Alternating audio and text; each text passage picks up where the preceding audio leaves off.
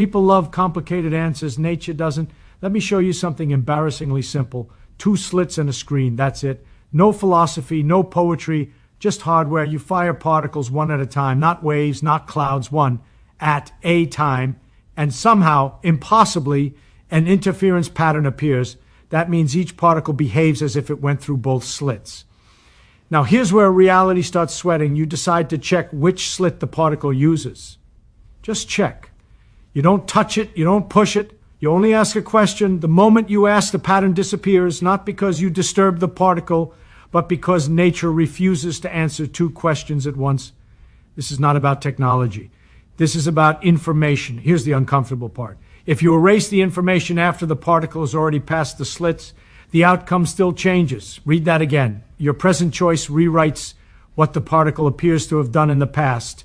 So don't talk to me about time like it's a straight line. Time behaves more like a negotiation. Nature doesn't commit to a history until it's forced it.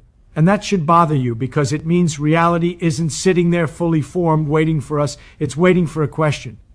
If you think this proves the universe is magical, you're lazy. If you think it's nonsense, you're arrogant. The correct response is discomfort.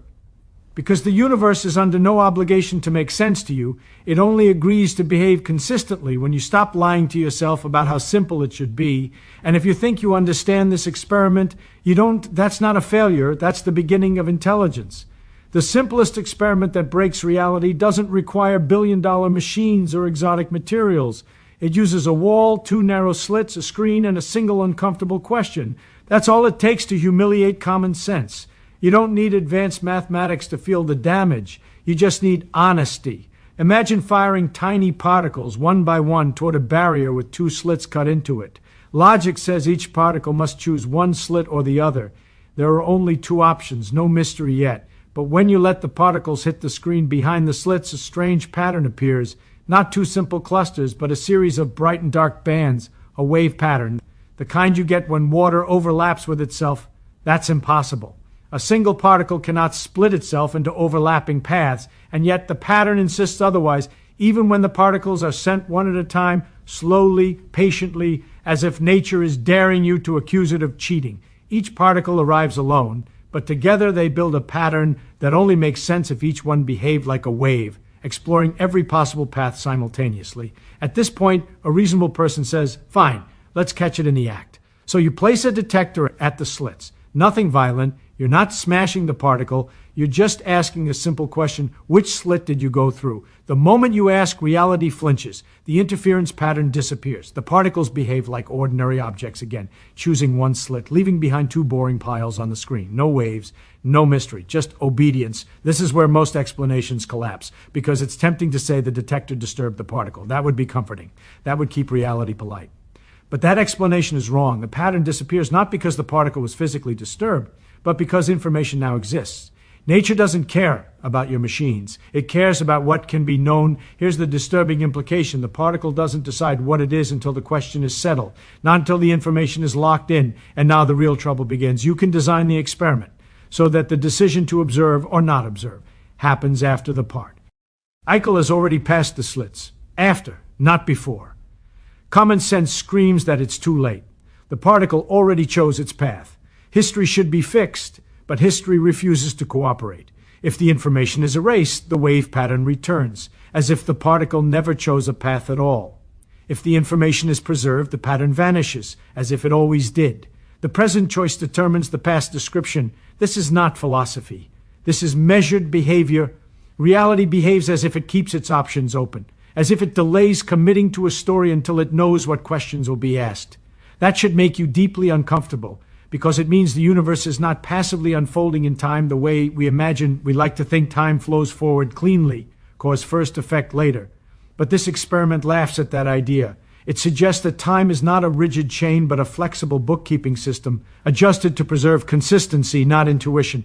Notice what's missing here.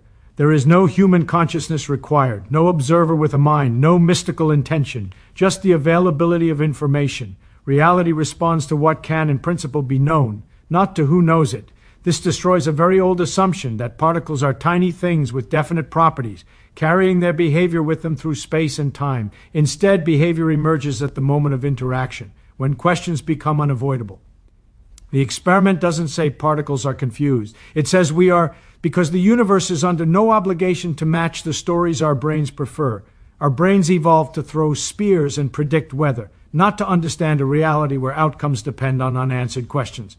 And here's the intellectual trap. If you feel satisfied with any simple explanation, you've missed the point. Anyone who claims to intuitively understand this experiment is either lying or hasn't looked closely enough. The correct reaction is intellectual humility, not confusion as weakness, but confusion as accuracy. This experiment stands as a warning. If such a simple setup can shatter our assumptions about objects, causality, and time, then the problem is not with the universe. The problem is with how confidently we think we understand it. Reality is not weird. Our expectations are, and the double slit doesn't care whether you like that fact. Nature doesn't decide until you look. And that statement sounds poetic until you realize it's a technical description, not a metaphor. It isn't saying reality waits for human attention. It's saying something far more disturbing. Outcomes are not fixed until information becomes unavoidable. We grow up believing the world is already there, fully formed, moving along a clean timeline, whether we pay attention or not. A rock falls, a bullet travels, a planet orbits.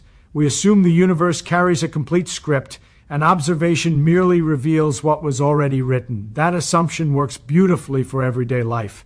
It fails completely at the fundamental level. When you isolate a particle and remove every unnecessary interaction, it stops behaving like a tiny object with a defined path. It behaves like a collection of possibilities, not uncertainty due to ignorance, but genuine indeterminacy. The particle is not hiding a decision. There is no secret answer waiting to be uncovered. So when you look, you are not discovering a fact. You are forcing one. This is where people panic and start reaching for mystical language. Resist that impulse. Nothing supernatural is happening. The universe is not conscious. It is not watching you. It is doing something much colder and more precise. It is enforcing consistency between questions and answers. An outcome cannot exist without a context. A position cannot exist without a frame of reference. A path cannot exist without a way to distinguish paths. Without those, the question, what happened, is meaningless, and nature ref uses to answer meaningless questions. This is why measurement is not passive. Measurement is an interaction that limits possibilities. It doesn't disturb reality, it defines it. The act of looking doesn't add noise, it removes ambiguity, and ambiguity is not a flaw in the system. It is the default state. The mistake is thinking of observation as peeking into a box. That image assumes the contents were already settled. A better image is locking a door. Once the door is locked, the building must decide which rooms are accessible. Before that, multiple routes remain valid. What's truly unsettling is that this decision doesn't have to be made immediately. Nature is remarkably patient. It allows multiple incompatible histories to coexist as long as no contradiction is exposed. Only when information is registered, when distinctions become irreversible, does the universe commit. This patience breaks our intuition about time. We imagine the past as fixed and the future as open. But at the quantum level, the past is only as fixed as the records that survive. Remove the records, and the past loosens its grip. This does not mean the past changes. It means the description of the past was never finalized. There is a crucial difference. The universe is not rewriting history. It is refusing to finalize it prematurely. This should demolish the comforting idea that particles carry properties like luggage as they move through space. Properties are not possessions. They are relationships. They only exist when something else demands them. Ask for position, and position appears. Ask for momentum, and momentum appears. Ask for a path, and a path appears. But ask for all of them at once, and nature simply says no, not because it's hiding something, but because the question itself is incoherent. This reveals something deeper about knowledge itself. Knowing is not a passive state. Knowledge is an active constraint imposed on reality. Every fact excludes alternatives. Every answer kills possibilities. That's the price of certainty. And nature is extremely economical with certainty. So when you look, you are not illuminating a dark room. You are burning away options. You are forcing the universe to take a stand where it previously refused to. That's why experiments don't just test theories. They shape what can be said about the world. Reality doesn't unfold independently of inquiry. It unfolds in response to it. This doesn't make science subjective. Quite the opposite. It makes it brutally objective. The rules governing which questions can be asked and which answers are allowed are rigid and unforgiving. Your preferences don't matter. Your intuition doesn't matter. Only consistency does. Nature doesn't decide until you look. Not because it's uncertain, but because uncertainty is more efficient than commitment. And until commitment is forced, possibility is not a bug. It's the feature that keeps the universe logically intact. If that bothers you, good. It should, because once you accept this, you can never again pretend that reality is simply out there, waiting patiently to be observed. Reality is something that crystallizes under pressure, and observation is the pressure point. And the moment you look, the universe answers, not because it wanted to, but because it had no choice. Time is not a straight line, and the sooner you stop pretending it is, the sooner reality starts making sense. The idea that the past is fixed, the present is a razor-thin moment, and the future is wide open feels obvious only because our brains were trained to survive, not to understand the structure of the universe. We experience time as a sequence, so we mistake experience for truth. Physics has no obligation to respect that mistake. In everyday life, cause comes before effect.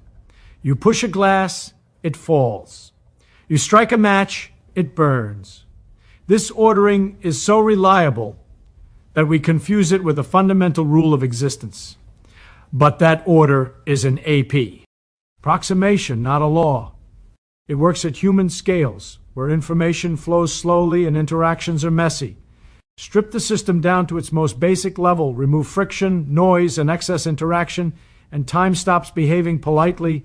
At the fundamental scale, events are not arranged like beads on a string. They are arranged more like constraints in a logical system. What must be true, what cannot be true, and what is allowed to remain undecided for as long as possible. Time, in this sense, is not a river flowing forward. It is a bookkeeping process that ensures consistency. This is why certain experiments make it look as though the present is influencing the past. That description is misleading, but the discomfort it produces is earned. When an outcome depends on information that becomes available later, our instinct is to accuse time of running backward. In reality, what's happening is simpler and more disturbing. The story was never finalized in the first place. We assume the past is a completed archive, locked and immutable. But at the microscopic level, the past exists only as long as records exist. If no record survives that distinguishes between two histories, then insisting that one really happened is an emotional preference, not a physical necessity. Time doesn't demand that every event be immediately committed to history. It allows multiple compatible descriptions to coexist until a contradiction would arise.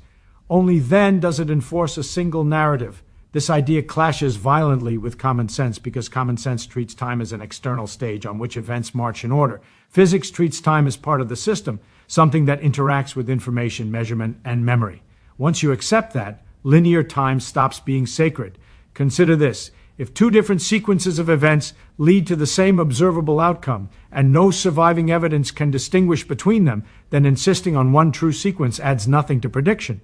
Nature has no incentive to pick one just to satisfy our storytelling instincts. This is not philosophy sneaking into physics. This is efficiency.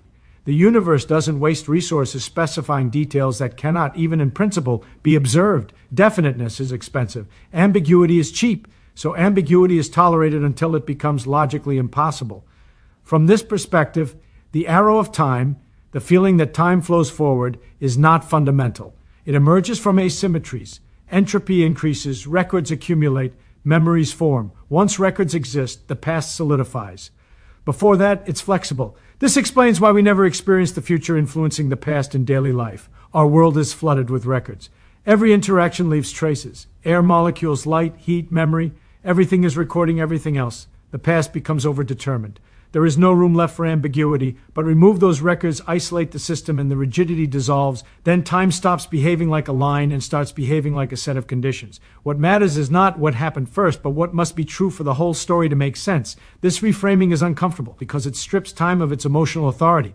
We want the past to be sacred. We want it locked. We want causality to be simple. But the universe does not care what feels comfortable. It only cares that its descriptions don't contradict themselves. So when experiments suggest that future choices affect past outcomes, the correct response is not to panic about paradoxes.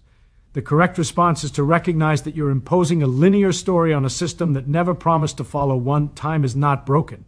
Our intuition is, at the deepest level, the universe is not playing a movie frame by frame. It is solving a consistency problem. And time, as we experience it, is the shadow of that solution, not the engine driving it. Once you see time this way, many Mr. East lose their drama. The question is no longer how can the future affect the past, but why did we ever assume the past was finalized before it had to be? Time is not a straight line. It's a rule book that only cares about coherence. And the moment you accept that, reality stops looking strange and starts looking brutally efficient. Particles behave like they know the future, and that sentence sounds reckless until you realize it is the least misleading way to describe what the equations and experiments are actually saying. No particle is predicting anything, no intelligence is hiding inside matter, yet the behavior is impossible to explain if you insist that the particle only responds to its immediate past. Something else is going on, and it doesn't care whether it makes us comfortable. We are trained to think locally. A thing moves because it was pushed. A change happens because something hit it a moment earlier. This way of thinking works beautifully at human scales where interactions are slow, noisy, and isolated. But when you strip a system down to its fundamentals, locality stops being a law and becomes an approximation. In carefully controlled experiments, a particle's outcome depends on conditions that are arranged later in time. Change the experimental setup after the particle has already begun its journey, and the final pattern still adjusts as if the particle had access to information it should not have had, not because it knew the future, but because the description of its behavior was never confined to a single moment in time. The mistake is imagining the particle as a tiny traveler carrying instructions as it moves forward. That picture is intuitive and completely wrong. The particle is not a thing moving through time. It is a process that spans the entire experiment. The beginning, the middle, and the end are all part of one indivisible story. When you analyze the math honestly, you don't calculate what happens step by step in time. You calculate which outcomes are consistent with the entire setup. The system behaves as if it is aware of all the constraints, past and future alike, because the solution depends on the whole configuration, not on a sequence of causes. This is why the language of knowing the future keeps sneaking back in. It's not that the particle anticipates, it's that the universe does not privilege the present moment the way our minds do. We experience time as a flow, so we demand that explanations follow that flow. Physics does not share that demand. It allows descriptions that are global in time, descriptions where the beginning and the end jointly determine what is allowed in between. This doesn't violate causality in the way people fear. No usable signal travels backward in time. You cannot send a message to yesterday. The rules are tight. What breaks is not causality itself, but the childish version of it where every effect must be traceable to a single earlier push. What replaces it is a more severe rule, consistency. The outcome must fit all constraints simultaneously. If a future measurement choice imposes a constraint, then earlier behavior must align with it, not because the past changed, but because it was never independently defined. This is deeply unsettling because it suggests that events are not born moment by moment. They are selected as a whole. Reality does not assemble itself frame by frame. It resolves itself all at once. At human scales, this distinction is invisible. The number of constraints is enormous. The past is buried under records. The future is constrained by entropy. Everything looks linear. But when you isolate a system enough to remove those constraints, the underlying structure is exposed, then particles stop acting like objects and start acting like answers to a problem that hasn't been fully stated until the experiment is complete. This reframes what we mean by explanation. Instead of asking what caused this to happen then, the bet. Our question becomes what global conditions made this outcome unavoidable? That shift feels alien because our intuition is wired for survival, not for consistency proofs. Particles don't know the future, but the universe doesn't wait for time to pass before enforcing its rules. It enforces them across time. Once you accept that, the weirdness loses its mysticism and gains something colder and more impressive: inevitability. The outcome is not guided by foresight, but by the refusal of the universe to allow contradictions, even if avoiding them requires behavior that looks, from our limited perspective, like knowledge of what hasn't happened yet. The future isn't being consulted, the present isn't in charge. And the past isn't sacred. There is only the full structure of the experiment. And the demand that the story taken as a whole makes sense. And if that makes particles seem prophetic, that says more about our assumptions than about their behavior. If you think you understand this, you're wrong. And that's not an insult, it's a diagnostic. The moment something feels intuitive, comfortable, or neatly summarized, you've already replaced the phenomenon with a story that fits inside your head. Reality at this level does not fit. The confidence you feel is not understanding, it's compression. And too much compression destroys the signal. Real understanding begins with resistance. It begins when your explanations stop working, when analogies collapse under their own weight, when every familiar picture turns out to be misleading. That discomfort is not a bug in the learning process. It is the only reliable sign that you are still in contact with the truth. At the deepest levels, the universe does not offer mechanisms you can visualize. It offers rules that produce outcomes, and those rules do not care whether your brain finds them reasonable. Our minds evolved to recognize faces, track moving objects, and predict short-term consequences. They did not evolve to grasp a reality where outcomes depend on unasked questions and histories remain undefined until forced. So when someone says they understand what's going on, what they usually mean is that they've found a metaphor they like. Waves, particles, paths, probabilities. These are not explanations, they are linguistic crutches, useful, temporary, and ultimately inadequate. The danger begins when we forget that the equations work, the predictions are flawless, the technology built on them functions with absurd precision, and yet, the moment you try to turn the math into a story about what is really happening, the floor drops out. Every story contradicts some experiment, every picture breaks under scrutiny. That is not a failure of science, it is a failure of intuition. We crave a single coherent narrative where things have properties, events have causes, and time flows obediently forward. But the universe does not owe us that narrative. It only owes us consistency. And consistency at this scale does not look like common sense. The most honest thing you can say about this territory is that it resists understanding in the way we usually define it. You can calculate it, you can predict it, you can use it, but understand, as in visualizing a mechanism that feels right, that privilege is revoked. This is why false confidence is so dangerous here. The moment you think you've got it, you stop asking better questions. You start defending your explanation instead of testing it. You mistake familiarity for truth. History is littered with brilliant people who were wrong for exactly that reason. What survives are not the explanations that feel good, but the ones that refuse to collapse under experiment. Nature is ruthless. It does not negotiate. It does not care how elegant your interpretation is if it produces the wrong answer. And here's the humbling part. Even the people who built the framework knew they didn't understand it in the comforting sense. They knew how to calculate. They knew how to predict. And they knew exactly where intuition failed. That honesty is not weakness. It is intellectual discipline. Confusion, when properly aimed, is a form of precision. To say, I don't know what this means, is not to admit defeat. It is to refuse to lie. It is to draw a hard boundary between what the theory guarantees and what your imagination invents to fill the gaps. The universe at this scale is not asking to be visualized. It is asking to be respected. Respect here means not forcing it into human categories just to feel smart. So if you think you understand this, stop. Interrogate that feeling. Ask what assumptions you're smuggling in. Ask which metaphors you've mistaken for mechanisms. Ask what would break if you changed the question slightly. True engagement with this subject does not end in clarity. It ends in sharper questions and fewer illusions. Understanding, in the comforting sense, is a luxury reserved for simple systems. This is not one of them. And the moment you accept that, the moment you stop demanding that reality makes sense on your terms, you are closer to the truth than anyone who claims they've figured it out. Humans love to ask how far we can go into space, but that question is already wrong. The correct question is, how far does the universe allow us to go? Because space is not empty, it is a battlefield of distance, time, radiation, and energy, and humans are fragile visitors. Let's start with a simple fact that hurts our pride. The universe is not designed for us. No air, no warmth, no forgiveness.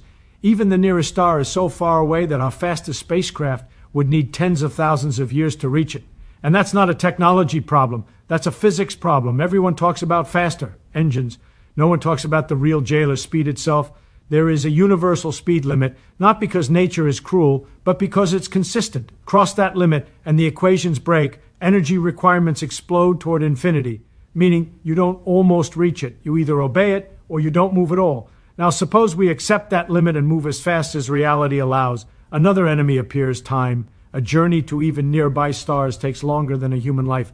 So who arrives? Not the explorer, but their descendants. And by then, the reason for the journey may already be forgotten. Travel becomes not exploration, but inheritance. Then comes the final insult, energy. To move a human, protect them from radiation, keep them alive, and accelerate them to meaningful cosmic speeds requires absurd amounts of energy. Not a lot, not very difficult. Absurd. At some point, the universe is politely telling us this experiment is no longer worth running. And here's the uncomfortable conclusion. The universe may be filled with galaxies, stars, and planets, but access is not guaranteed. Knowledge travels easily. Light travels freely. But humans? We are slow, delicate, and bound to a small corner of space-time, and that's not a failure. That's a reminder. Our real power may not be how far we travel, but how deeply we understand the place we already occupy, because the universe doesn't care about our dreams, but it does reward those who learn its rules. And once you truly understand the limits, you stop asking childish questions about conquest and start asking adult questions about meaning. The universe is not built for humans, and that is not an opinion. It is a measurable fact written into every law of physics we've ever discovered. The moment you step outside the thin shell of air wrapped around Earth, survival drops from natural to impossible. No oxygen to breathe, no pressure to keep your blood from boiling, no magnetic shield to protect your DNA from being shredded by radiation. Space does not merely ignore us, it actively tries to dismantle us. That alone should force us to rethink how casually we talk about exploring it. On Earth, life evolved inside a narrow comfort zone. Temperature, gravity, chemistry, and time all cooperate just enough for fragile biology to survive. The universe outside that zone does not negotiate. A tiny mistake in pressure or heat kills a human in minutes. A small increase in radiation rewrites cells until cancer becomes inevitable. This isn't bad luck, it's a warning label. The universe isn't hostile in a moral sense, it's simply indifferent. And indifference at cosmic scales is lethal. Distance is the first wall we hit. Space is not big. It is obscenely big. The moon feels far until you realize it's practically next door. Mars is a longer walk, but still inside our neighborhood. Beyond that, the scale becomes ridiculous. The nearest star system is so distant that even light, the fastest thing reality allows, takes years to arrive. Human bodies do not operate on years in a metal box timelines. Bones weaken, muscles decay, minds unravel. Biology was never meant for prolonged isolation in artificial bubbles drifting through nothing. And this is where most optimistic ideas collapse. People imagine better engines, smarter ships, cleaner fuel. But the real limitation is not engineering. It is speed. Speed is expensive. Each small increase demands disproportionately more energy. Push harder, and the universe pushes back harder. Eventually, the math stops being inconvenient and starts being absurd. At some point, you're no longer building a spacecraft, you're trying to bribe reality itself. Even if you could move fast enough, time becomes your enemy. A journey that lasts decades may seem manageable on paper, but humans don't live on paper. They age, they break, they die. Interstellar travel quickly turns into a generational experiment where the people who arrive are not the ones who left, and possibly no longer care why the journey began at all. Exploration loses meaning when memory dies before arrival. Then there's radiation, silent, invisible, relentless. Outside Earth's protective field, space is soaked in high-energy particles that slice through tissue and scramble DNA.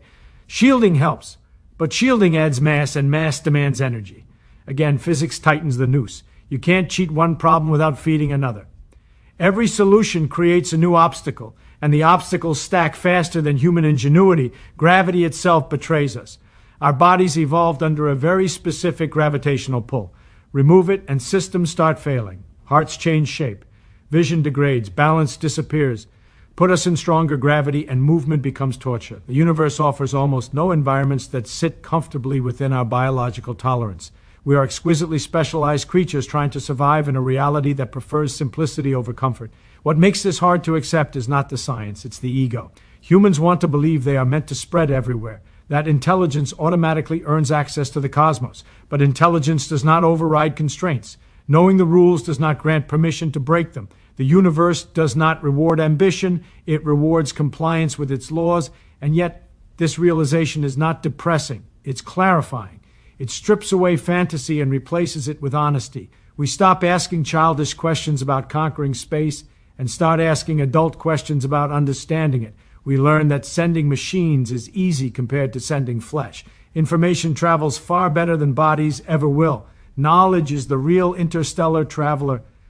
The universe may not be built for humans, but it is built for comprehension. It allows us to observe, calculate, predict, and understand astonishing truths from a fragile planet orbiting an ordinary star. Perhaps that is the real miracle. Not that we can go everywhere, but that we can know so much without leaving home. And once you accept that, your focus shifts. Instead of dreaming about escaping Earth, you start appreciating how rare and delicate this place is. Instead of fantasizing about distant worlds, you realize how extraordinary it is that one world already works. The universe didn't make us explorers of space. It made us explorers of meaning. That may be the hardest limit to accept, but it may also be the most important one. Speed is the real prison. and most people don't realize they've already hit the bars. We talk about space travel as if distance is the enemy, but distance is only scary because of how slowly we are allowed to cross it. The universe doesn't stop us with walls or borders, it stops us with a number, a single unforgiving limit built into reality itself. No matter how advanced our technology becomes, no matter how intelligent we think we are confined by how fast we can move through space. Every dream of reaching distant stars eventually crashes into this limit. You can build bigger engines, burn more fuel, and invent smarter designs, but each step forward costs more than the last. Speed doesn't increase linearly, it punishes ambition. Doubling your speed doesn't double your energy needs, it multiplies each. Push hard enough and the required energy explodes beyond reason. At that point, you're no longer engineering a spacecraft, you're demanding the universe rewrite its own rules for your convenience. The cruel part is that the ultimate speed limit is not negotiable. It isn't a challenge to overcome or a milestone waiting for a breakthrough. It is woven into the structure of space and time themselves. Try to approach it, and mass becomes heavier, time behaves strangely, and energy demands climb toward infinity. There is no clever shortcut, no hidden loophole waiting to be discovered. The equations don't bend for hope. What makes this feel especially frustrating is how close the universe teases us. Light moves fast enough to cross unimaginable distances, carrying images of galaxies billions of years old straight into our telescopes. Information travels effortlessly across the cosmos while bodies remain trapped. We can see almost everything, but touch almost nothing. Vision without access becomes a special kind of torment, awareness without reach. Even if we imagine cruising at a respectable fraction of that ultimate speed, the consequences remain brutal. Time does not stay neutral. For travelers, it slows. For everyone else, it races ahead. A journey that feels manageable inside a ship can erase entire civilizations outside it. You don't return to the world you left. You return to a stranger, or more likely, you never return at all. Speed doesn't just limit travel, it fractures continuity. And then there's the human body, which reacts to high-speed travel not with adaptability but with resistance. Acceleration itself becomes a threat. Too much of it, and organs shift, blood pools, and consciousness fails. To move fast, you must accelerate slowly, which means spending even more time in transit. Speed once again tightens the trap. People often imagine a future where technology solves this problem, but that belief misunderstands the nature of constraints.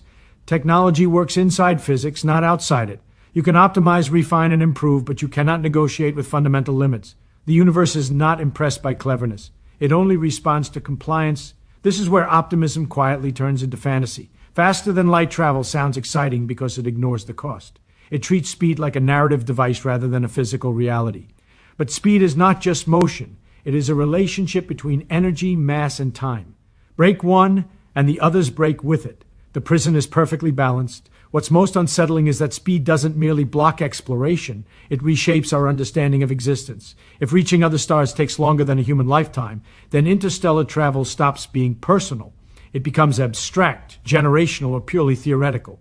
The explorer is replaced by the project, meaning drains away when no one lives long enough to experience the result. And yet, this limitation forces an uncomfortable clarity.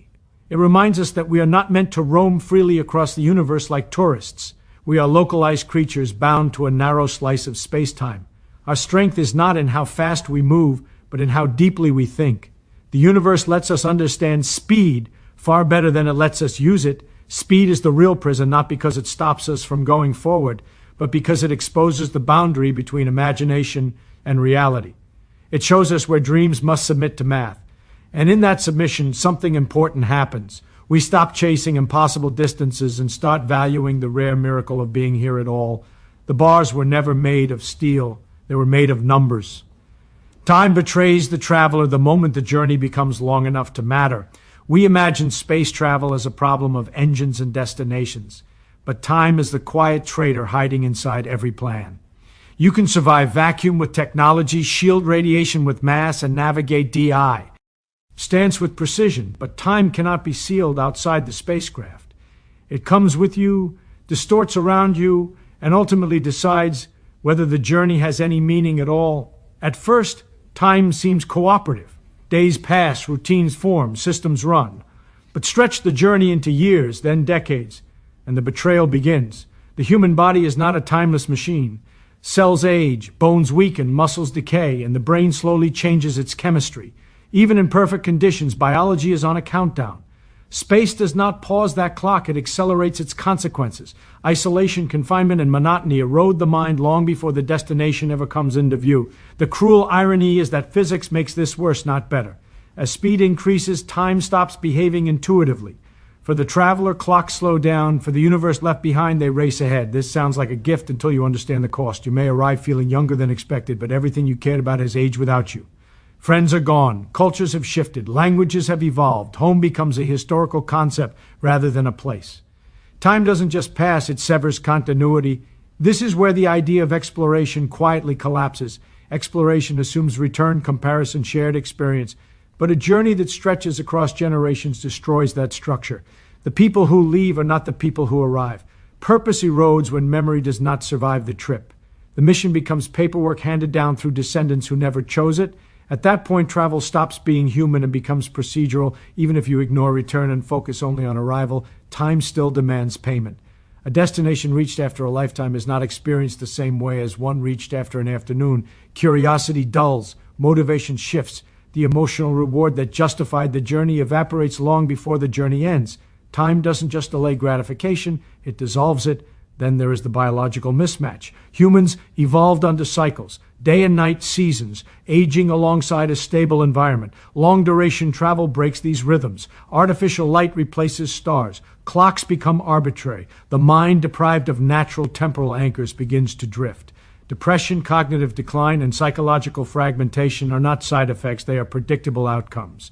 Time, when stripped of context, becomes disorienting rather than informative. People like to imagine solutions, suspended animation, digital minds, extended lifespans. But each solution quietly admits defeat. Freeze the body and you remove the experience. Upload the mind and the traveler is no longer human. Extend life indefinitely and the journey loses urgency and meaning. Every workaround sacrifices the very thing travel was supposed to preserve. What makes time's betrayal so profound is that it doesn't feel like an enemy at first. It feels patient, reasonable. It allows planning, scheduling, optimism. Only later does it reveal the truth that meaning is time-bound. Experiences matter because they happen within a finite window. Stretch that window too far, and experiences lose their sharpness, their urgency, their emotional weight. In the end, time exposes a hard truth about our place in the universe. We are not designed for epics measured in millennia. We are designed for stories measured in decades. Our ambitions may reach the stars, but our significance is anchored to a lifespan that makes such distances impractical. This isn't a failure of imagination. It's a reality check. Time betrays the traveler not out of malice, but out of consistency. It applies the same rules everywhere, without exception. And in doing so, it teaches us something uncomfortable but essential. The universe may be vast, but meaning is local. It lives in moments that cannot be postponed indefinitely. Once you understand that, the obsession with distant futures fade. You stop treating time as something to outrun and start treating it as something to respect. Because the real tragedy is not that we can't travel far enough. It's that we might waste the time we already have chasing destinations that will never arrive while we're still alive to care. Energy costs become absurd the moment ambition outruns realism. At small scales, effort feels proportional to reward. Burn a little fuel, move a little farther. But the universe does not scale politely. Push beyond the familiar and energy stops being a tool and starts becoming a tyrant. Every extra bit of speed, every added layer of protection, every extension of distance demands not just more energy, but wildly more, to the point where the numbers stop feeling physical and start feeling imaginary. This is where most space travel fantasies quietly collapse. We picture sleek ships gliding between stars, but we rarely ask what it actually costs to move mass through space at extreme speeds. Energy is not free, and it is not forgiving. Accelerating a tiny probe is manageable. Accelerating a human-rated spacecraft is a different category of problem entirely. Add life support, radiation shielding, redundancy, and safety margins, and the mass balloons. Each added kilogram multiplies the energy required, not just to move, but to keep moving. The trap is exponential growth. Energy requirements don't rise gently, they curve upward sharply, then violently. At first the curve looks manageable, then it turns steep, then it goes vertical. Beyond that point, the concept of more fuel stops making sense. You would need energy outputs comparable to stars to push a single vehicle to meaningful interstellar speeds, not to explore the galaxy, just to reach the next star within a human-relevant time frame. And energy is never isolated. Producing it has costs, storing it has costs, controlling it safely has costs. High-energy systems generate heat that must be removed, radiation that must be contained, and risks that multiply with scale. A machine powerful enough to accelerate a crewed ship to extreme speeds becomes, by necessity, a machine that can easily destroy itself. Stability becomes as hard as propulsion. This leads to a brutal reality. Space travel does not fail because we lack imagination. It fails because imagination ignores bookkeeping. Physics keeps perfect accounts. Every joule must come from somewhere. Every inefficiency compounds. You can't cheat by being clever. Cleverness just shifts where the bill arrives. Eventually, it arrives in full, even slowing down costs energy. You don't just spend energy to leave. You spend it again to stop. Momentum doesn't care about your plans. A ship arriving at high speed must dump that energy somewhere, and space offers very few safe places to put it. The faster you go, the harder it is to arrive intact. The universe charges you twice, once for ambition and once for control. This absurdity forces an uncomfortable comparison. On Earth, the energy required to move people across continents feels trivial. Planes, ships, and rockets make distance seem conquered. But that familiarity hides how special our situation is. Earth gives us gravity wells, atmospheres, and abundant energy sources. Strip those away, and movement becomes brutally expensive. Space removes all the subsidies we take for granted. People often propose breakthroughs, perfect reactors, exotic fuels, revolutionary engines. But even perfect efficiency doesn't save you from scale. Efficiency reduces waste, it doesn't eliminate demand. When the demand itself becomes astronomical, perfection barely moves the needle. The problem isn't inefficiency, it's magnitude. At some point, energy costs stop being a technical challenge and become a philosophical one. Why spend stellar amounts of energy to move a handful of fragile organisms across a void that offers no guarantee of return? The universe doesn't forbid it explicitly. It simply makes it irrational. The cost-benefit analysis collapses under its own weight. This is not pessimism, it is clarity. It tells us where physical exploration makes sense and where it doesn't. It explains why robotic probes outperform crewed missions at extreme distances, and why information travels farther than bodies ever will. Data is light. Humans are heavy. Energy costs become absurd as a way of drawing a boundary. Not a wall, but a curve that steepens until progress becomes indistinguishable from fantasy. Understanding that curve doesn't diminish humanity, it refines it. It forces us to choose battles that matter and investments that pay off. The universe is not telling us to stop dreaming.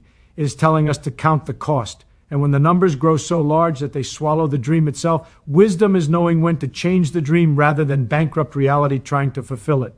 The final irony is that the universe may be overflowing with destinations, yet almost none of them are meant to be reached by us. After all the equations, all the ambition, all the technological bravado, we arrive at a quiet, unsettling realization. The cosmos is not limited by lack of wonders, but by access. It shows us everything and offers us almost nothing to touch. We look up and see galaxies by the billions, stars by the trillions, planets scattered like dust. The scale invites conquest, or at least visitation. But the same laws that allow us to see so far also prevent us from going far. Light crosses the universe with ease, matter does not.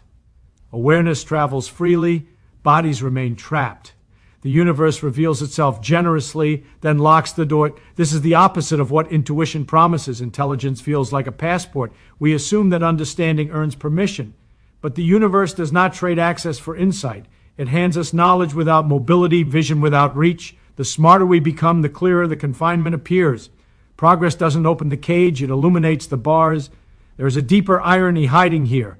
The more we learn about the universe, the more local we realize our lives must be. Grand cosmic narratives collapse into fragile human timelines. Interstellar empires turn into logistical absurdities.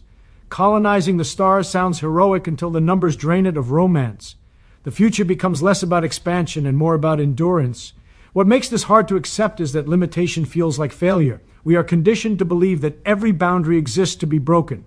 But some boundaries are not challenges, they are definitions. They tell you what kind of universe you live in.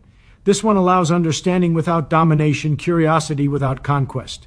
That is not a flaw. It is a feature the irony sharpens when you consider where meaning actually lives. It does not scale with distance. It scales with experience. A planet across the galaxy is emotionally irrelevant compared to a moment here that changes a life. The universe gives us infinite scenery, but meaning remains stubbornly finite. We are not built to care about everything, only about what fits inside a human lifespan, and yet we keep reaching outward, hoping that distance itself will provide significance. But distance is empty. It is just more space between events that matter. The universe may be vast, but vastness alone is not purpose. Purpose emerges from interaction, from consequences that unfold within time frames we can feel. This is where the final irony becomes unavoidable. The same laws that prevent us from roaming the cosmos are the laws that make our existence precious. Finiteness creates urgency, limits create focus. If we could go anywhere at any time, nothing would matter very much. Scarcity is not just a constraint, it is a source of value. The universe does not owe us access to its farthest corners. It has already given us something far rarer, the ability to comprehend it from a small, stable platform where life can persist long. Enough to ask questions. We are not cosmic tourists, we are cosmic witnesses. That role may sound smaller, but it is not. To understand a universe you cannot fully explore is a profound position. It means your importance is not measured by territory, but by insight. Not by how far you travel, but by how deeply you see. The final irony, then, is not that we are trapped on one planet. It is that this trap is precisely what allows consciousness, culture, science, and meaning to exist at all. The universe closes the door to endless expansion, then hands us a window wide enough to see almost everything.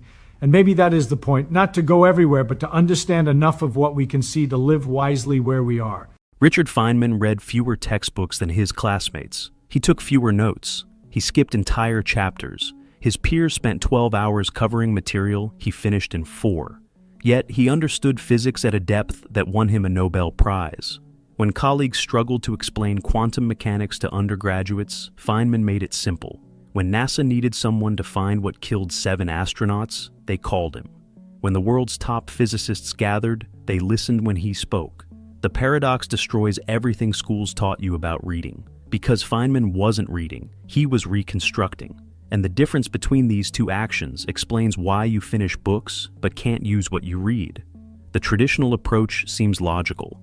Open to page 1, read linearly, highlight important passages, take notes in margins, review before tests. Schools have taught this method for over a century. Millions of students follow it religiously. Yet something breaks in the process. You finish the book. You feel accomplished. The highlighted sections glow with importance. The notes stack up in neat files. But 3 weeks later, someone asks you to explain the core concept, and you freeze. The information vanished. You consumed 300 pages but retained almost nothing usable. This isn't a memory problem, it's a method problem. Schools confuse consumption with learning because consumption is measurable. You can track pages read, chapters completed, notes taken. But understanding, that's invisible. That's why they don't teach it. Feynman discovered the problem early in his academic career. At MIT in the late 1930s, he watched peers drown in physics textbooks. They read everything, highlighted everything, remembered nothing deeply. While preparing for his graduate qualifier exams at Princeton, he noticed a pattern. Students who covered the most material understood it the least. Students who memorized formulas couldn't derive them. Students with perfect notes couldn't apply concepts to new problems. As he later wrote in, "Surely you're joking, Mr. Feynman," there's a crucial difference between knowing the name of something and knowing something. Most reading produces the first. His method forced the second. The technique seemed inefficient at first. While his roommate covered 30 pages per night, Feynman might finish 10. But when exam time came, the roommate struggled to apply concepts. Feynman rebuilt entire theories from first principles. The difference wasn't intelligence, it wasn't speed, it was method.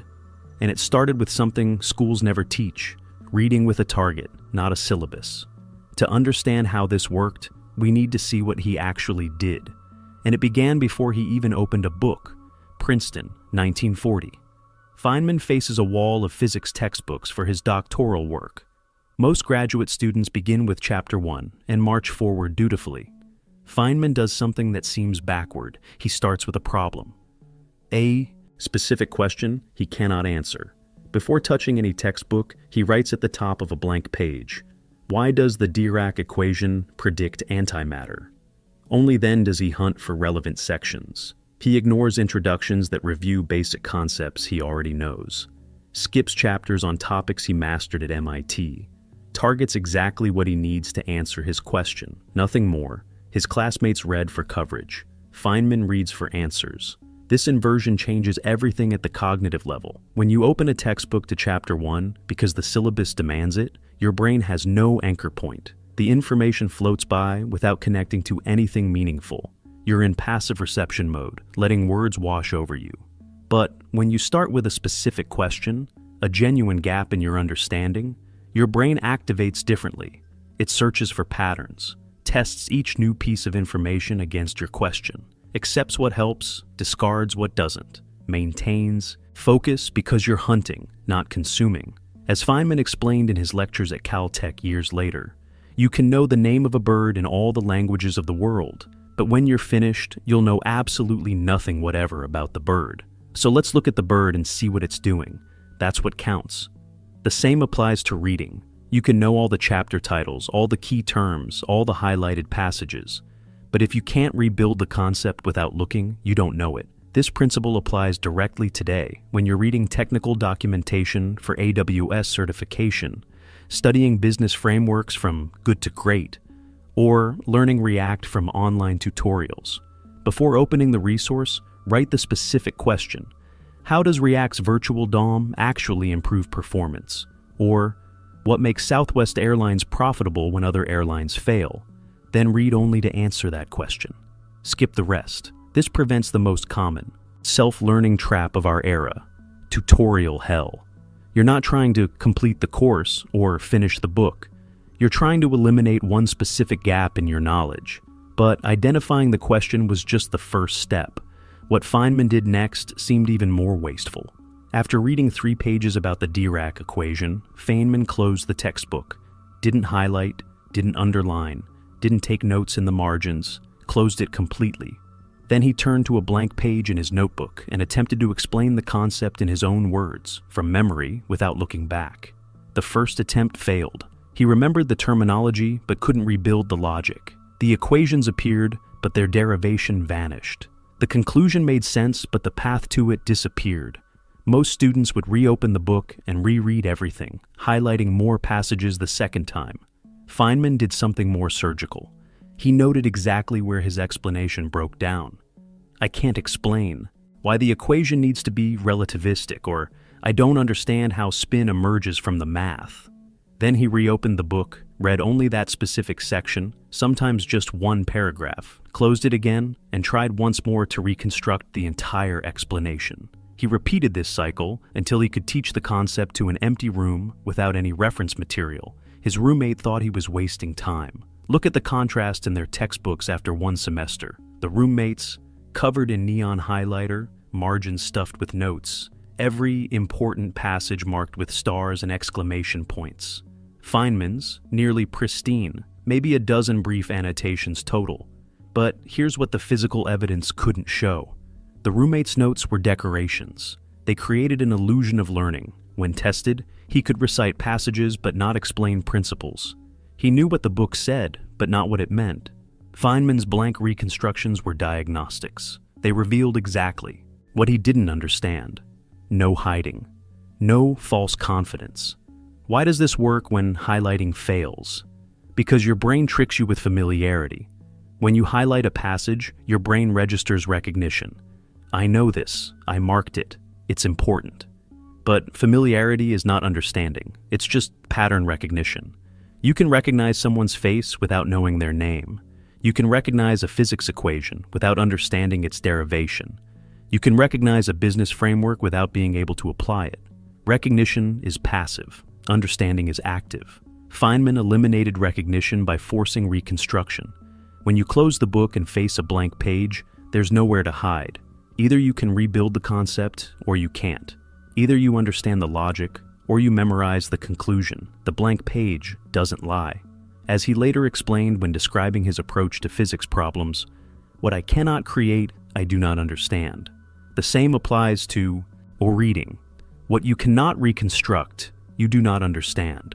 This principle solves the biggest problem in modern self-learning: the gap between consuming content and building competence. You watch a YouTube tutorial on Python. You follow along. The code makes sense while the instructor explains it. You feel like you're learning, but the next day you face a blank text editor and freeze. Nothing comes. You consume the tutorial, but you can't reconstruct the logic. The solution is brutal, but effective. After watching each major section, close the video. Open a blank file.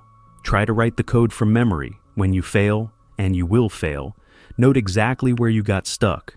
Rewatch only that 30-second segment. Close it. Try again. This is how you transform passive watching into active understanding. But Feynman added another layer that most people skip entirely. Los Alamos, 1943. The Manhattan Project assembles the world's top physicists. Security protocols prevent them from explaining their work to outsiders. Feynman develops a habit. Late at night, he stands at a blackboard in an empty room and teaches. The room is empty, but he explains quantum mechanics, bomb design calculations, uranium enrichment. As if presenting to undergraduates who know nothing, he uses simple language, draws diagrams, rebuilds equations from scratch. When he stumbles over an explanation, he stops, marks the concept, returns to it the next day. His colleagues think he's rehearsing lectures. They're wrong. He's testing understanding. Because here's what Feynman discovered. You can fool yourself with notes. You can fool yourself with recognition. But you cannot fool yourself when teaching. Teaching forces you to organize knowledge, anticipate questions, simplify without losing accuracy, and expose every gap in your logic. If you can't explain it simply, you don't understand it deeply. And if you can't explain it to someone who knows nothing, you've memorized without comprehending. This became his ultimate diagnostic tool. Years later, when developing the Feynman lectures on physics, he insisted on teaching freshman undergraduates, not graduate students. Graduate students would nod along, filling in gaps with their existing knowledge. Freshmen would look confused at the exact points where Feynman's explanation failed. Their confusion was a gift. It showed him precisely what he hadn't made clear. As he wrote in the preface to those lectures, "I don't believe I can really do a good job of explaining anything unless I can explain it to a freshman." The same principle applies when you're studying cloud architecture, learning behavioral psychology, or mastering SQL queries. After reading a chapter, don't test yourself with multiple choice questions. Those test recognition. Instead, open a voice memo app and explain the concept aloud, as if teaching someone who's never heard of it. Use analogies, draw connections, simplify without dumbing down. The exact moments you hesitate, fumble for words, or resort to jargon, those are your knowledge gaps, not the sections you forgot, the sections you thought you understood but can't articulate. That's the difference between recognition and reconstruction. The first lets you pass tests. The second lets you solve real problems. But there was one more piece to Feynman's system that made everything else possible. Caltech, 1960s. Feynman maintains a notebook with an unusual title, Notebook of Things I Don't Know About. Not a record of what he learned, a record of what he hadn't learned yet. Inside, lists of concepts he couldn't explain, problems he couldn't solve, questions he couldn't answer. Some entries stay for months. Others get crossed off after targeted reading. The notebook isn't comprehensive. It doesn't try to cover all of physics. It maps his ignorance. And that map becomes his reading curriculum. Most people read to cover material. Feynman read to eliminate specific ignorance. His classmates read Introduction to Quantum Mechanics from cover to cover, because that's what comprehensive students do. Feynman would skip to chapter 7, because that's where his notebook said he didn't understand commutation relations. He'd read those 12 pages, test himself through reconstruction. If successful, cross it off the list. If unsuccessful, identify the prerequisite he was missing and hunt for that. His reading wasn't linear, it was surgical. This approach contradicted everything schools taught. Professors assigned textbooks to be read completely, in order, without skipping. Feynman treated textbooks like reference databases. You don't read databases cover to cover. You query them for specific information. The goal isn't coverage. The goal is targeted elimination of ignorance. As he later advised students, study hard what interests you the most in the most undisciplined, irreverent, and original manner possible. The efficiency gain was massive. While classmates spent equal time on concepts they already understood and concepts they didn't, Feynman allocated 0 time to the first category and all his time to the second. While they read defensively, covering everything in case it appeared on the exam, he read offensively, attacking only his weak points. By the time they finished one comprehensive textbook, he'd solved 12 specific gaps using 7 different sources. His knowledge became deeper but more targeted, not encyclopedic, applicable. This is how you learn in the age of infinite content. You can't read everything. Attempting to read everything paralyzes you, but you can identify your ignorance.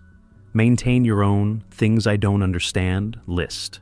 Maybe it's "I don't know how JWT authentication actually works," or "I don't understand why some companies scale and others don't," or "I can't explain why the Fed raising interest rates affects stock prices."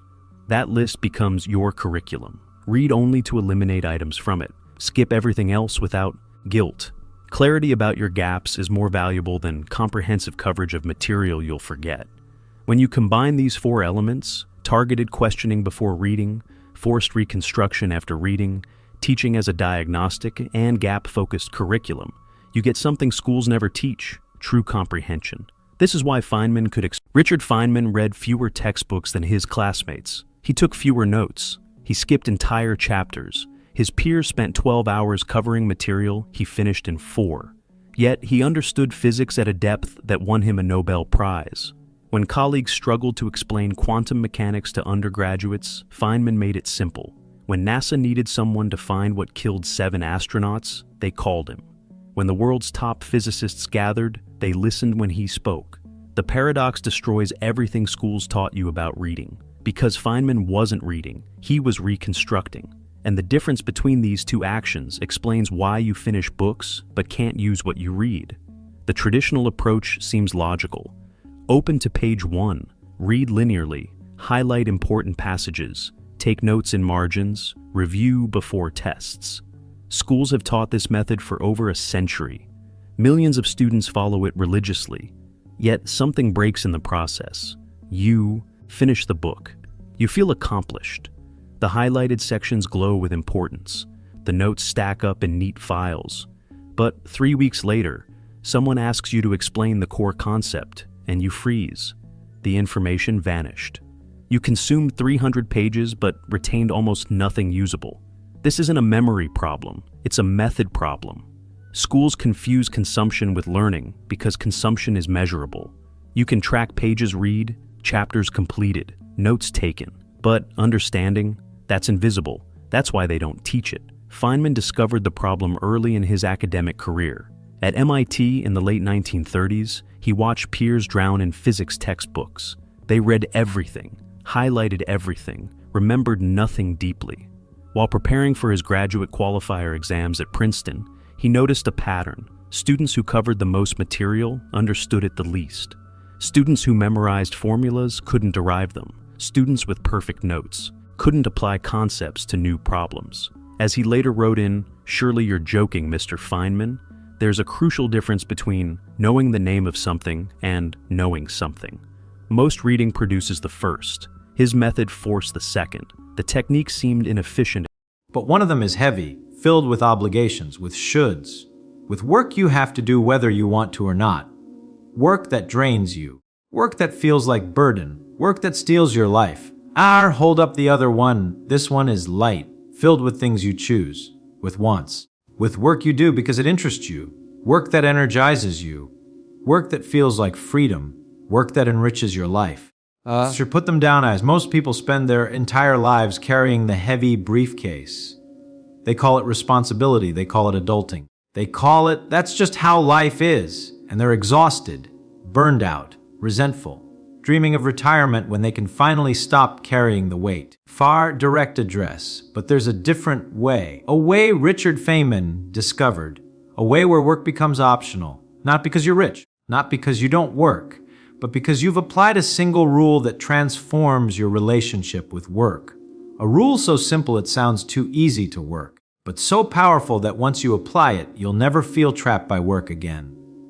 Loon in Fief today, I'm going to reveal that rule, the freedom rule that makes work optional. And I'm going to show you exactly how to apply it to your life, starting immediately. Because the difference between carrying the heavy briefcase and the light one isn't what you do. It's how you think about what you do.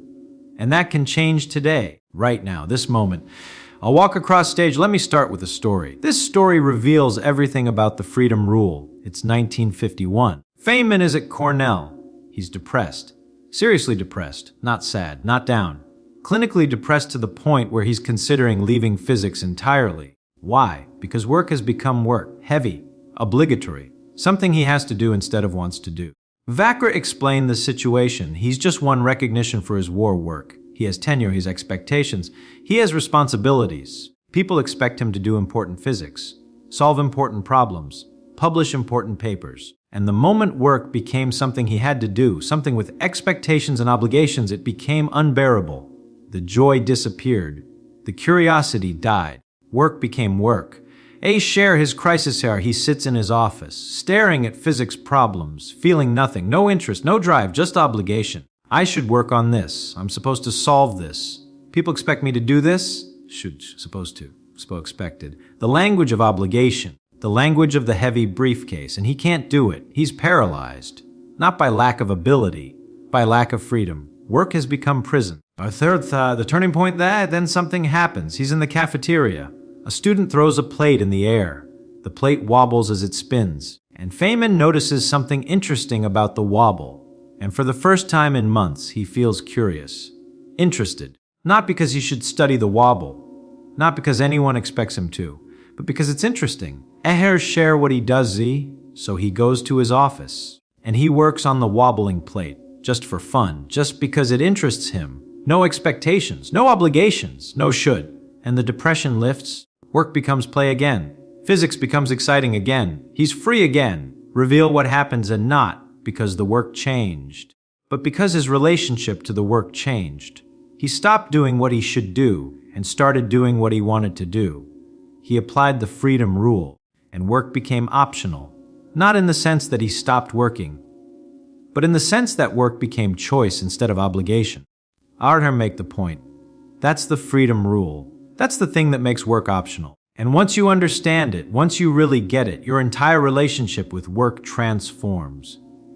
Direct statement, here's the rule. Never do anything you don't want to do. For pause, let that land wait. That sounds irresponsible, impractical, impossible. How can you never do anything you don't want to do? Life has obligations, bills to pay, responsibilities to meet, things you have to do whether you want to or not.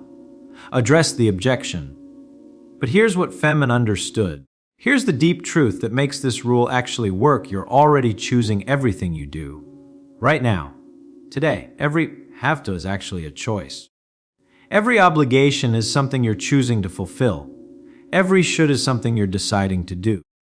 Farn, make it concretier. You don't have to go to work.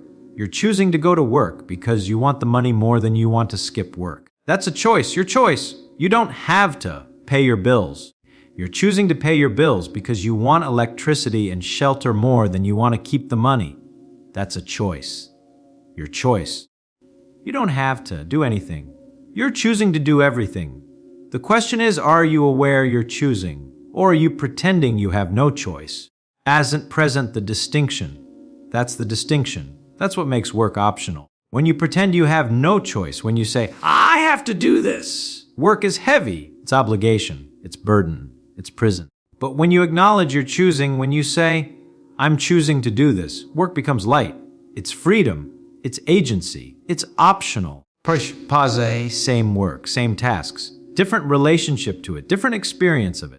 Asher shared deeper explanation. So let me show you exactly how this works. Why acknowledging choice transforms everything. When you say, I have to do this, you're in victim mode. Something external is forcing you. You have no power. You're trapped. You're at the mercy of circumstances. Make the impact clear. And that feels terrible. That creates resentment. That drains energy. That makes work feel like burden. you're doing the thing, but you're fighting it internally. Part of you is saying, I don't want to do this. I shouldn't have to do this. This isn't fair. That internal resistance is what makes work heavy. Show the alternative, but when you say, I'm choosing to do this, you're in agent mode. You're making a decision. You have power. You're free. You're acting according to your values. Fake continue, and that feels completely different. Even if the task is exactly the same, even if it's something you don't particularly enjoy, the experience is transformed because you're not fighting it. You're not resenting it. You're doing it as a conscious choice aligned with what you value. Give concrete example. Let's make this concrete. You're going to work. Same commute. Same job, same tasks. Mindset 1, I have to go to work. I have no choice. I'm trapped. I'd rather be doing something else, but I can't. How does that feel? Heavy, resentful, draining. Alternative mindset 2, I'm choosing to go to work because I value having money to support my family. I'm choosing this over sleeping in because financial security matters to me. This is my choice. How does that feel? Lighter, empowered, energizing. Make the point. Same work, same commute. Same job. Different relationship to it, different experience of it. The work didn't become optional in the sense that you stopped doing it. The work became optional in the sense that you're choosing it. And choice is freedom. Richard Feynman's application. This is what Feynman did after his depression. He made everything optional, everything a choice. He'd get an invitation to give a lecture, and he'd ask himself, do I want to do this? Not should I. Not am I supposed to. Do I want to? If yes, he'd do it. If no, he'd decline. Simple. Fred continues. Someone would ask him to serve on a committee. Do I want to do this? No. Decline. Someone would offer him a prestigious position. Do I want to do this? No. Decline. Someone would present him with an interesting physics problem. Do I want to do this? Yes. Accept. Make the point of as everything became optional, everything became choice. He only did what he wanted to do. And you know what? He was more productive, more creative, more successful. Because when you only do what you want to do, you have energy, you have enthusiasm, you have engagement. Address the objection. Now, some of you are thinking, that's fine for Feynman. He was a Nobel Prize winner. He had freedom. He could say no to things I can't. I have to do things I don't want to do. Fei answer directly if no. You're choosing to do things you've decided you should do. There's a difference. Let me show you how to apply this rule even when you think you can't. Even when you think you have to do something. Present the framework. When you encounter something you have to do, use this process. Step 1. Acknowledge it's a choice. I'm choosing to do this instead of I have to do this. And step 2, identify why you're choosing it. I'm choosing this because what do you value that makes this choice worthwhile? Step 3, decide if that reason is worth it. Is what you're getting from this choice worth what you're giving up?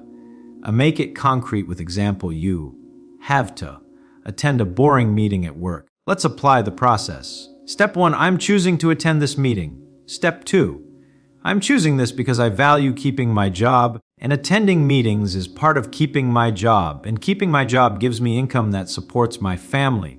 Or step 3, is that worth it? Is sitting through this boring meeting worth the income that supports my family?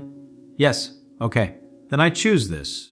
6, show the transformation. This year is now you're in the meeting, but you're not resentful. You're not thinking, I have to be here. This is terrible. I'm trapped. You're thinking, I'm choosing to be here. This is part of how I support my family. That's worth it to me.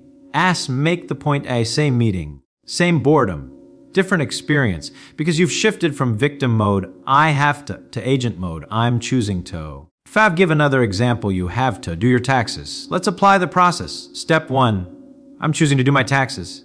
Step 2, I'm choosing this because I value not going to prison and not having my wages garnished, and doing my taxes prevents those outcomes. Step 3, is that worth it? Is spending a few hours on taxes worth avoiding prison and wage garnishment? Yes, absolutely. I choose this. 5, show the shift. Now you're doing your taxes. But you're not thinking, this is terrible. I hate this. Why do I have to do this? You're thinking, I'm choosing to do this because I value freedom and financial stability. This is worth a few hours of my time.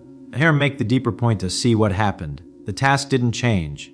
Taxes are still taxes, but boring meetings are still boring. But your relationship to the task changed. from obligation to choice, from burden to agency, from heavy to light. Asik present the radical application. Now let me show you the radical application of this rule. This is where it gets really powerful. Sometimes, when you apply this process, you'll realize, actually, no, this isn't worth it. I don't want to do this. The cost is higher than the benefit. Ras continue, and then you have a real choice. You can stop doing it. You can say no. You can find a different way. Let's give example. You're working a job you hate. You've been telling yourself, I have to do this job. I have no choice. I'm trapped. Apply the process. Step 1. I'm choosing to work this job. Step 2. I'm choosing this because I value the income, the health insurance, the retirement benefits. Step 3. Is this worth it? At the turning point, and maybe you realize, no, actually, this isn't worth it. The income isn't worth the misery. The benefits aren't worth hating every day. The security isn't worth feeling dead inside. What happens next are now you have real clarity. You're not trapped. You're choosing. And you're choosing something that's not worth it to you, so you can make a different choice. Find a different job, change careers, start a business, reduce expenses, whatever. But the key is you're not trapped. You were never trapped. You were choosing. And now you're aware of it, so you can choose differently. Richard Feynman example. Feynman did this multiple times. He'd realize he was doing things that weren't worth it to him. Things he'd said yes to out of obligation or expectation. And he'd stop. He'd walk away. He'd say no. Foster's specific example, he was offered the position of head of the physics department at Caltech. Prestigious, important, well paid. He applied the process. Do I want to do this? What would I value about this? The prestige, the power, the money. And he realized none of that is worth the administrative work. None of that is worth the meetings in politics and bureaucracy. So he said no, turned it down, stayed a regular professor, kept his freedom. I've make the point said most people would have said, I have to accept this. It's too good to turn down. People expect me to say yes. But Feynman asked, do I want this? Is it worth it to me? And when the answer was no, he said no, because work is optional. Everything is optional. It's all choice. Aishi present the deeper principle. Here's the deeper principle that makes this work. You can't control what situations you face, but you can always control how you relate to those situations.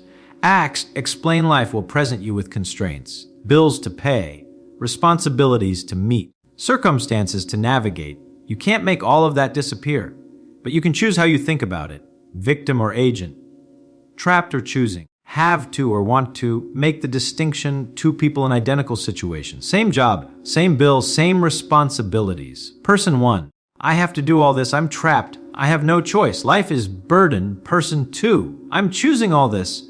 These are my values expressed through my choices. I'm free. F.A. asked the question, who has a better experience? Who feels more energized? Who's carrying the heavy briefcase and who's carrying the light one? Ars has answer person 2.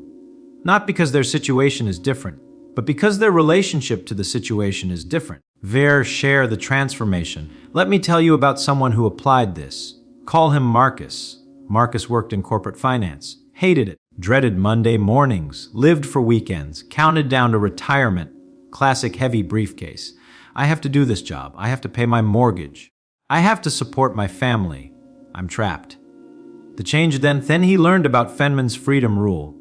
And he tried something. He started applying the process. I'm choosing to work this job. I'm choosing to pay this mortgage. I'm choosing to support my family in this way. A why. What did he value about these choices? His realization. And he realized he valued financial security. He valued providing for his family. He valued the lifestyle his income enabled. Were those worth the job he didn't love? He thought about it. Really thought about it.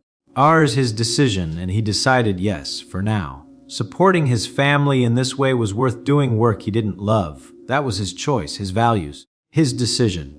As the transformation, and something shifted. Monday mornings weren't quite as dreadful. The work wasn't quite as heavy, because he wasn't a victim anymore. He was making a choice aligned with his values. The deeper change, but also, and this is important, because he'd acknowledged it was a choice, he stayed open to other choices. He wasn't locked in. He wasn't trapped. He was choosing this for now, but he could choose differently later. What happened next? 2 years later, That's what he did. He found a way to reduce expenses, build up savings, and transition to work he genuinely enjoyed. Same income, but work he actually wanted to do. And I can make the point, none of that would have happened if he'd stayed in victim mode.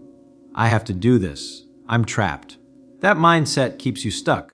But I'm choosing this for now, and I can choose differently later. That mindset opens possibilities. That mindset creates freedom. If I address another application, let me show you another application. This one is about relationships. You're in a relationship. And there are things about it that are difficult. Things you don't particularly enjoy. Things you'd rather not deal with. The victim mindset, I have to deal with this. I'm stuck with this person. I have no choice. How does that feel? Resentful, trapped. Heavy. The freedom mindset. I'm choosing to stay in this relationship. I'm choosing to work through these difficulties because I value this person and what we have together more than I value avoiding these difficulties. How does that feel? Empowered, committed, light. Make the distinction, same relationship, same difficulties, different experience, because one is choice and one is obligation. The profound impact, and here's what's powerful, when you acknowledge you're choosing the relationship, you stop resenting it. You stop feeling trapped. You show up differently. You engage differently. And often the relationship itself improves. Because you're no longer bringing resentment and victimhood into it. You're bringing choice and agency. Present the practices. So here's the practice. Here's how to make work optional. How to carry the light briefcase instead of the heavy one. Every time you catch yourself thinking, I have to do this, stop. Replace it with, I'm choosing to do this because. Fill in the because. What do you value that makes this choice worthwhile? Ask and give the questions. If you can fill it in, if you can identify what you value about this choice, then own it. You're choosing this. It's not obligation. It's expression of your values through choice. If you can't fill it in, if you realize you're only doing it out of obligation or expectation or habit, then you have information. Maybe this isn't worth it. Maybe you can make a different choice. Share the categories. Let me give you the categories where this applies. Work. I'm choosing this job because I value the income and what it provides. Relationships. I'm choosing this relationship because I value this person and what we have together. Responsibilities. I'm choosing to fulfill this responsibility because I value being reliable and trustworthy. Health. I'm choosing to exercise because I value energy and longevity more than I value comfort right now. Make the point, everything is choice. Everything is optional. The question is, are you aware you're choosing? And are your choices aligned with what you actually value? Share the paradox. Here's the paradox: when you make everything optional, when you acknowledge everything is choice, you often end up doing more, not less. Why? Because you have energy, you have engagement. You're not dragging yourself through obligations. You're choosing actions aligned with your values. To give Feynman an example, when Feynman made work optional, he only did what he wanted to do. And he worked harder and accomplished more than most people who felt obligated to work. Because his work was choice, was play, was freedom, was expression of his curiosity. Abraham make the universal point. That's available to you too. That transformation, that freedom, that experience of work becoming optional, not by quitting everything, not by becoming irresponsible, but by acknowledging that everything you do is already your choice, and owning that choice, and aligning your choices with your values. Fry address final objection. One final objection. But what if I genuinely don't want to do something but I have to for survival? Like work a terrible job to pay rent. Answer. First, even then, it's a choice. You're choosing survival. You're choosing shelter. Those are values. Own that choice. I'm choosing this terrible job because I value having a place to live. That's worth it to me right now. Here's on continue second. Acknowledge it's a choice for now, not forever. I'm choosing this for now while I figure out alternatives. That keeps you in agent mode. That keeps you looking for better options. That keeps you free even in difficult circumstances. Final point, the moment you say, I have to and I'll always have to, that's when you're truly trapped. Not by circumstances, by your mindset, by your belief that you have no choice. But you always have choice. Even if it's just choosing how you relate to circumstances, you can't immediately change. I walk to center. So here's the freedom rule that makes work optional: never do anything you don't want to do. Not by avoiding responsibility, but by acknowledging that everything you do is already your choice, and owning that choice, and aligning your choices with your values. A work make it practical P, starting today. Catch yourself every time you say, I have to. Replace it with, I'm choosing to. Fill in why. What do you value about this choice? Shake the promise to do this consistently, and work becomes optional. Not in the sense that you stop working, but in the sense that work becomes choice instead of obligation. The briefcase doesn't get heavier or lighter based on what's in it. It gets heavier or lighter based on whether you're carrying it as burden or carrying it as choice. Final statement. You're already carrying it. You're already doing the work. You're already meeting the responsibilities. The only question is, will you carry it as victim or as agent? As trap or as choice? As heavy or as light? Choose light. Choose freedom. Choose agency. Make work optional by acknowledging you're already choosing it. Thank you. And if you want to understand more about how Feynman lived with radical freedom, how he made every part of his life optional through conscious choice, do me a favor. Like this video and subscribe to the Mind of Richard Feynman channel. We're exploring how to live with agency, with choice, with freedom, not by escaping responsibility, but by owning it. Join us. Let's choose freedom together. See you in the next one. You think you know how vision works. You open your eyes, the world floods in, and there it is. Reality, crisp and clear. You see a face, a wall, a car. It feels immediate, it feels simple, but you are completely wrong. What you think is a passive act of seeing is actually a computational miracle so complex it makes quantum mechanics look like a game of tic-tac-toe. The fact that you can see anything at all is, statistically speaking, ridiculous. You aren't seeing objects. You are decoding a chaotic, violent mess of invisible vibrations that are hammering against your face from every possible angle, all at once. And somehow, your brain doesn't explode. Imagine you are sitting by the side of a swimming pool. It's a hot day, crowded. A dozen people dive in at the same time. Kids are splashing in the shallow end. Someone is doing laps. A lifeguard throws a float. The surface of the water is a disaster zone. It's a choppy, chaotic mixture of waves crashing into waves, ripples bouncing off the walls, reflections colliding with disturbances. It looks like random noise. But now, imagine a super intelligent insect sitting in the very corner of that pool, just floating on the surface tension. This bug is blind. It cannot see the swimmers. It cannot see the diving board. All it can feel is the water bobbing up and down right where it is sitting. Here is where it gets insane. If that insect is clever enough, and we are talking about a level of cleverness that rivals a supercomputer, it could theoretically analyze the rhythm of those bumps and jiggles in the corner and reconstruct exactly who jumped in, where they jumped, how big they were, and what kind of swimsuit they were wearing. Just by feeling the choppiness in one tiny corner, it could mathematically work backward to build a perfect 3D image of the entire pool. That sounds impossible, doesn't it? Calculating the position of a dozen swimmers just by the way the water laps against a concrete wall. That is exactly what your eyes are doing right now. The light filling this room behaves exactly like that swimming pool, except it is not water, and it is not two-dimensional. It is a three-dimensional soup of waves. Light waves are bouncing off every object in the room: the chair, the floor, your hand, the wall behind you.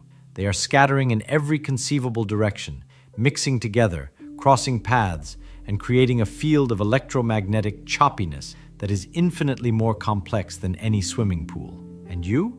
You have two tiny instruments, little holes about 1/8 of an inch wide, that catch a microscopic sample of this chaos. Your eye is that super intelligent bug.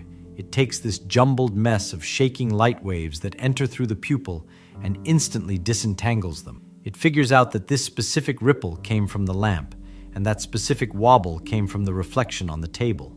It separates the waves that bounced off a red apple from the waves that came from a white wall, even though they arrived at your eye mixed together in a single beam of confusion. It is an analytical feat that we take for granted every single millisecond, and we can verify this complexity easily. If you look at a person standing in front of you, you see them. But someone standing to your left can look at a person standing to your right. The light from the person on the right travels across your face to the person on the left. The light from the person in front of you travels straight into your eyes. These streams of light are crossing each other right in front of your nose. They are occupying the same space at the same time. In a swimming pool, if two waves crash, they distort each other. But light? It is a linear wave system. The waves pass right through one another without getting tangled.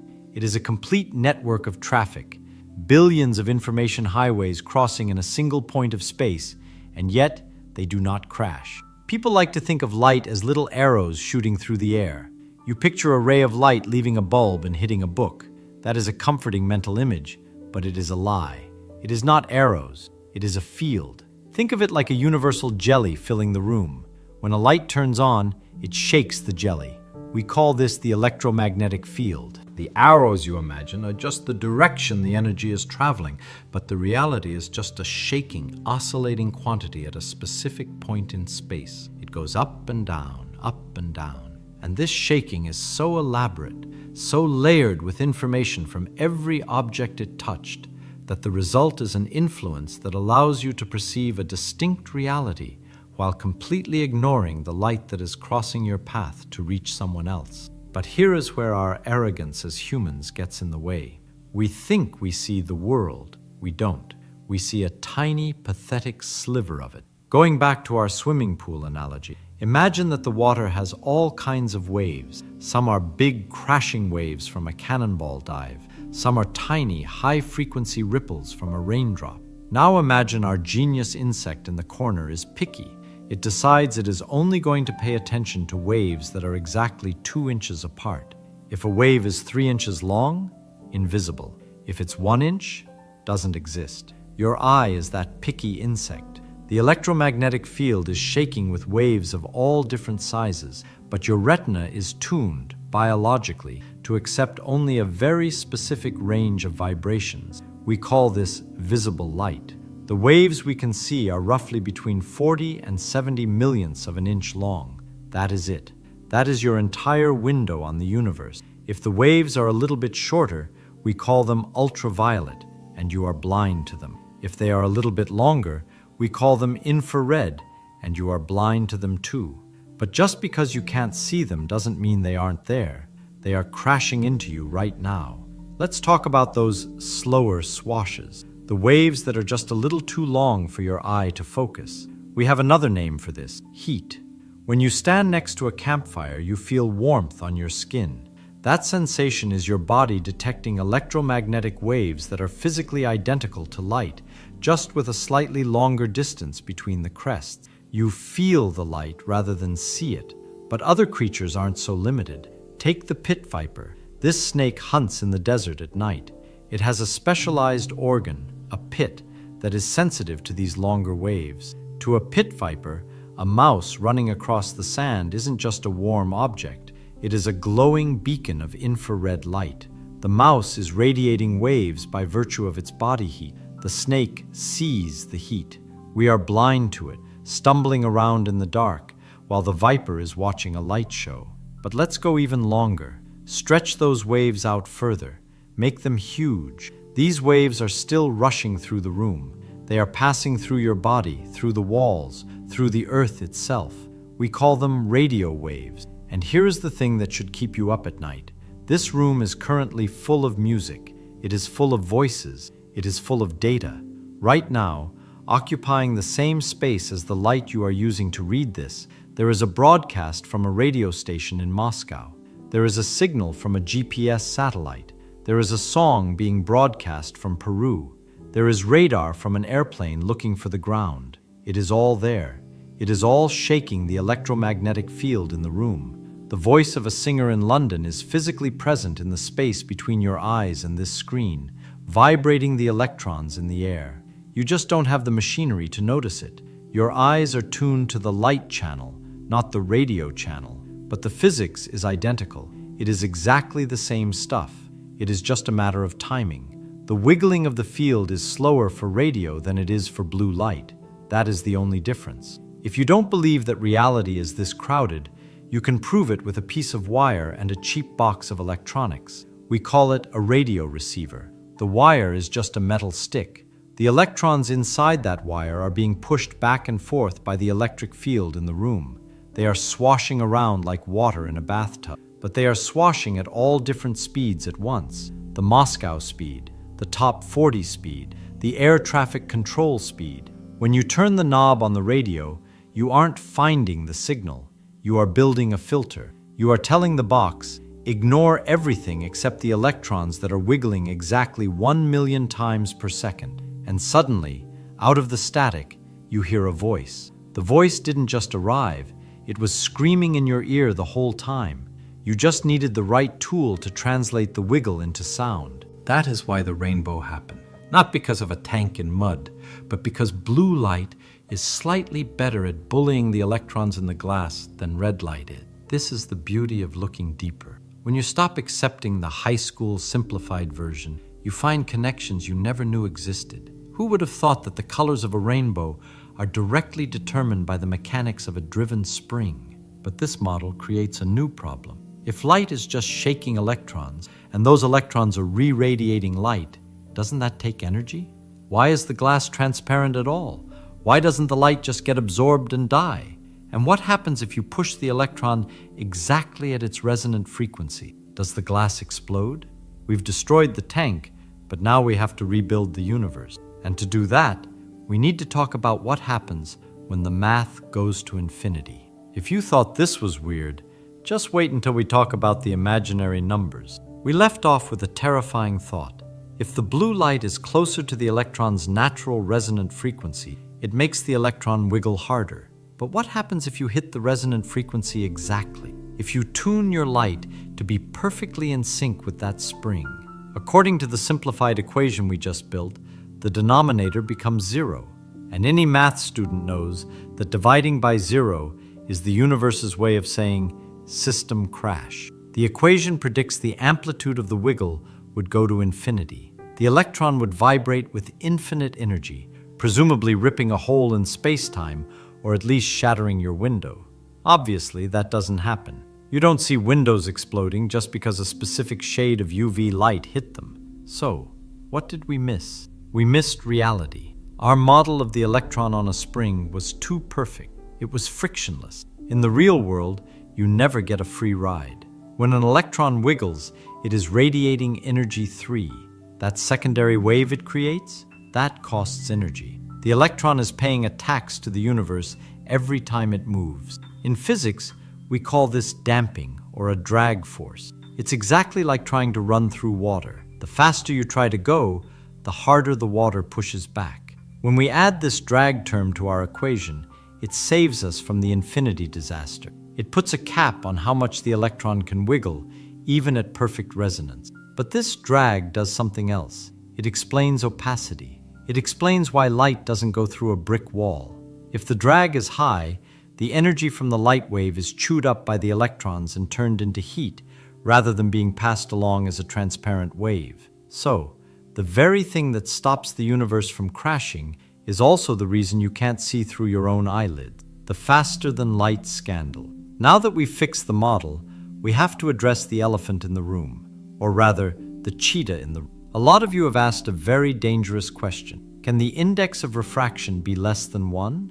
But wait, I hear you scream, clutching your copy of Special Relativity. Einstein said nothing can travel faster than light. You are breaking the law. Relax. Einstein is fine. The police are not coming. This is where you have to understand the difference between a phase and a signal. Remember how we said the slowing down was actually just a phase shift? A shifting of the wave crests backward? Well, under certain weird conditions, usually near that resonant frequency we talked about, the phase shift can actually go the other way. The interaction can kick the crests forward. This means the peaks of the wave appear to be traveling faster than c. This is called the phase velocity. But here is the trick.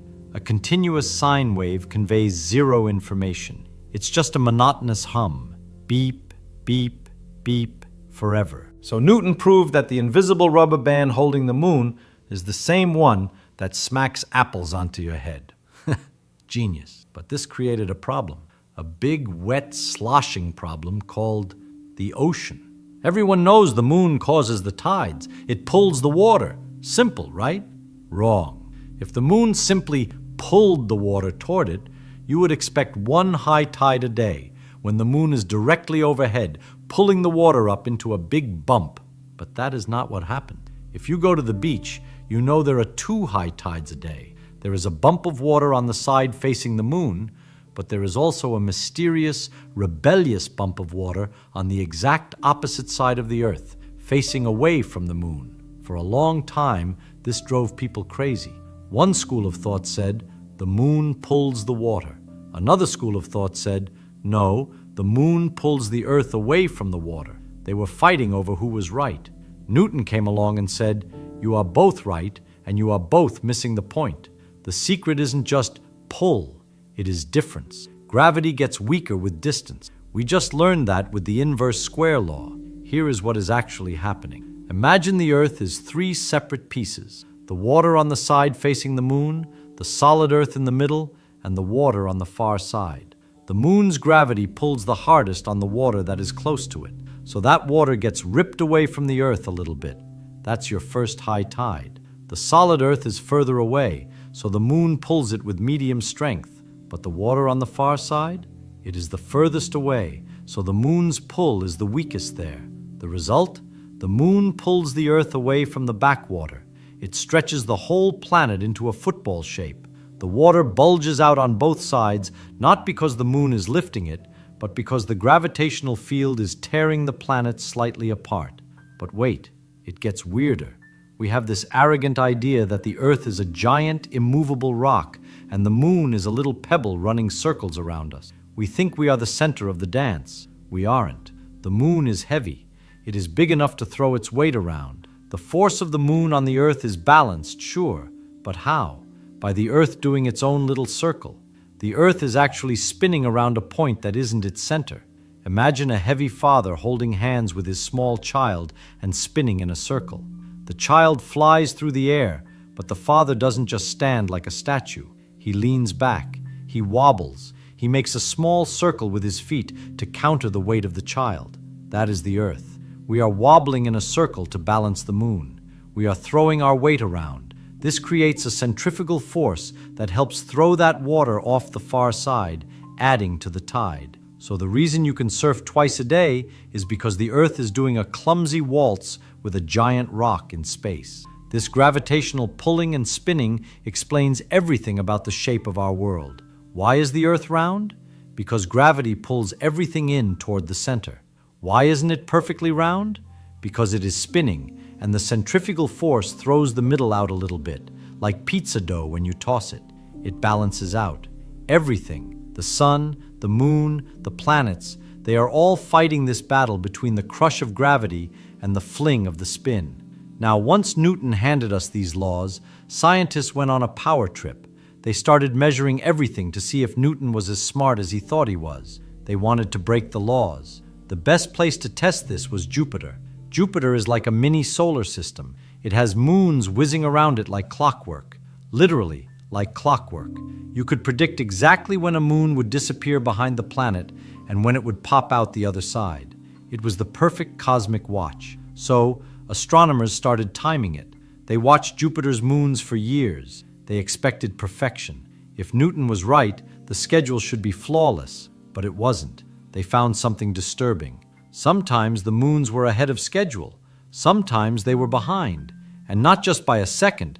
We are talking about 8 minutes. 8 minutes is an eternity in physics. The error wasn't random. That is the key. If it were random, it would mean the equipment was bad. But there was a pattern. When Jupiter was close to Earth in its orbit, the moons were ahead of schedule. When Jupiter was on the far side of the solar system, away from Earth, the moons were late. The clock seemed to slow down when it was far away. This didn't make sense. Does gravity get lazy when you aren't looking? Does the universe have lag? A clever fellow named Romer looked at this mess and realized something that shattered our perception of reality. The moons weren't late. The news was. We assume that when we look at something, we see it now, instantaneously. Romer realized that was a lie. He concluded that it takes time for light to travel from Jupiter to Earth. When Jupiter is far away, the light has to travel an extra distance across the solar system to reach our eyes. That extra trip takes time, about 16 minutes to cross the Earth's orbit diameter. So when we see the moon pop out from behind Jupiter, we aren't seeing it happen now. We are seeing it happen in the past. We are watching a delayed broadcast. Romer used those errors in the schedule to calculate the speed of light. Think about that. They used the law of gravity to find the speed of light. If they didn't trust Newton's law of gravity, they would have just thought their clocks were broken or the moons were weird. But because they trusted the law, they knew the error had to be a new discovery. This is how science works. It is not a list of facts, it is an avalanche. One discovery creates a tool. That tool cracks open a new door. That door reveals a new mystery. Newton gave us the math to understand the orbits. The orbits gave us the anomaly in Jupiter.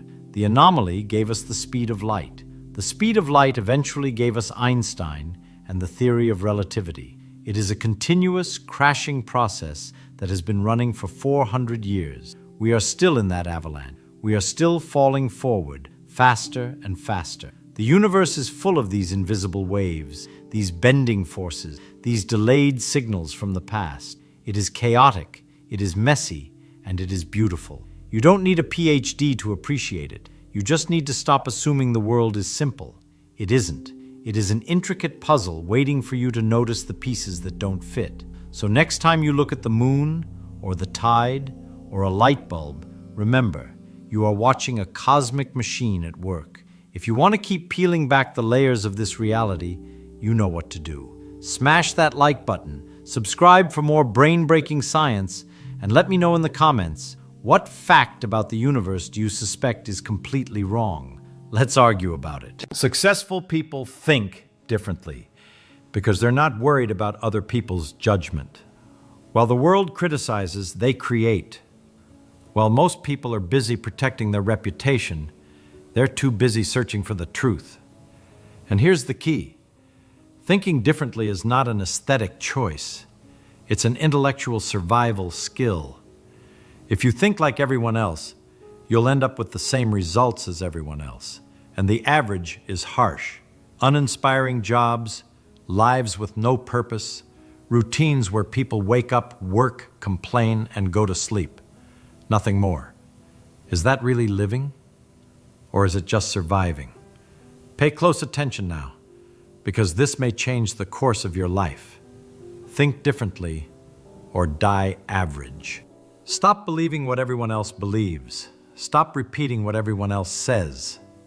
Every success story begins with someone who dared to disagree with normality. Not because they wanted to look rebellious, but because curiosity was stronger than the fear of judgment. And it's this curiosity, directed and disciplined, that opens doors the average will never see. So think differently. And if you decide to think differently, prepare yourself for something greater. The freedom to learn anything, to create paths no one has created, to master your own mind. Listen carefully now, because what I'm about to reveal lies behind every genius mind: curiosity. Ordinary people lose curiosity over time. They accept ready-made answers, stop asking questions, stop investigating. They think they already know enough. And that's the moment mediocrity sets in. Now look at the people who truly stood out. Scientists, entrepreneurs, creative leaders. They all had one thing in common. They never stopped asking questions. Even if they didn't understand something, they would ask again and again and again until the answer finally made sense in their mind. This is the first step to thinking differently. Many people are embarrassed to raise their hand and say, "I don't understand," afraid of being criticized. In a classroom, the student who asks too many questions is easily labeled as stupid. But the truth is exactly the opposite. The one who asks questions is one step ahead. The one who questions shows the courage to learn. That's why, if you want to start thinking differently, begin with the simple act of admitting your doubt. The courage to ask is the mark of someone who refuses to remain ordinary. Now pay attention to me, because I'll show you how to truly think differently. Thinking differently is a daily exercise in intellectual freedom. The first step is to do what you love. When you work or study something that sparks passion, your energy multiplies. Normal is waking up tired because you spend energy on activities that don't inspire you. Different is waking up hungry for life because you're investing your time in what makes sense. Ask yourself, if nobody judged me, what would I choose to learn, to create, or to build? That answer points to your true path. Second, protect your mental independence. That means not letting other people's opinions become the filter for what you think or do. Most people fear being criticized, fear being called strange. But remember, everyone who changed the world was ridiculed before they were applauded. Thinking differently always bothers people because it exposes the mediocrity of those who follow the herd. Third, feed your curiosity without fear. Ask, test, explore. That's the fuel of innovation. Don't accept anything just because everyone does it this way. Ask yourself, is there another way? The simple act of questioning already puts you on another level. Fourth, simplify your life to free up energy for the essential. Those who think like everyone else get lost in excess. Those who think differently focus on what matters. If you're exhausted, it's hard to have the clarity to think in a new way. Energy is born from being aligned with purpose, eliminating the unnecessary, and putting strength into what truly moves your life. Pay close attention now, because what I'm about to tell you is one of the mind's biggest prisons, the fear of being different. Most people don't live their own ideas. They live other people's ideas. They're shaped by the opinions of family, friends, society, the media. They spend life trying to please, to fit in, to be accepted. But those who think differently understand something simple. If you always seek approval, you'll never have clarity. To think differently, you must learn to shield your mind against the pressure of the majority. And that starts with a daily exercise. Every time you feel tempted to do something just because everyone does it, stop and ask, does this really make sense to me? Does it bring me closer to what I want? Or does it just make me like everyone else? That simple question is enough to expose the automatic choices that keep you stuck in the average. Remember, life is too short to live dependent on other people's approval. Another point, choose carefully the voices you listen to. I'm not saying ignore everything and everyone, but be discerning. Ask yourself, does this person have results I admire? Do they live what they preach? Or do they just repeat what they've heard? If not, why give their opinion so much weight? Learn to separate constructive criticism from noise. And here's a powerful detail. The courage to stand by your own vision earns respect, even from those who disagree. At first, you may be criticized. You may even be ridiculed. But over time, when results appear, the same people who laughed at you go quiet. Nothing is more convincing than the evidence of a life lived with purpose and authenticity. Thinking differently is swimming against the current. It's bearing the pressure of judgment without giving in. It's choosing the clarity of your conscience over the empty applause of the crowd. And when you train yourself in this, you realize that freedom isn't being accepted. It's living true to what you believe, even if no one claps. Thinking differently isn't an inborn talent. It's a trained habit. You're not born outside the box. You build the box and then learn to break it every day.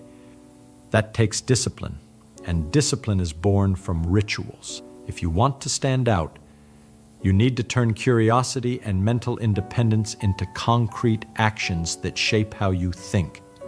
The first ritual is the daily question.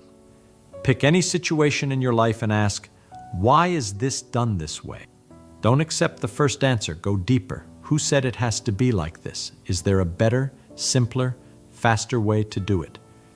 When repeated every day, this exercise trains your mind not to settle for ready-made answers. The second ritual is explaining out loud. When you learn something new, don't keep it to yourself. Explain it. Even if it's to the mirror, when you speak, your mind organizes, your ideas align, and the gaps show up. That's the moment you discover if you truly understood. This simple habit will accelerate your ability to learn 10 times more than someone who only reads and repeats. The third ritual is creative review. At the end of the day, take one idea or important concept you learned and recreate it in your own words. Use a metaphor, a story, an example from your life. This act of recreation makes the idea stop being external and become part of you. It's in this act that different thinking begins to flourish. And finally, the ritual of conscious observation. Set aside a few minutes to observe something ordinary and ask yourself, what is no one else seeing here? It could be an object, a situation, even a conversation. This practice trains your eyes to see beyond the obvious. That's how innovations are born, from someone who looked at the ordinary and saw the extraordinary. Those who practice these rituals don't just think differently, they begin to live on another level of perception. And that difference builds up day after day until it becomes an advantage impossible to ignore. But here's the truth.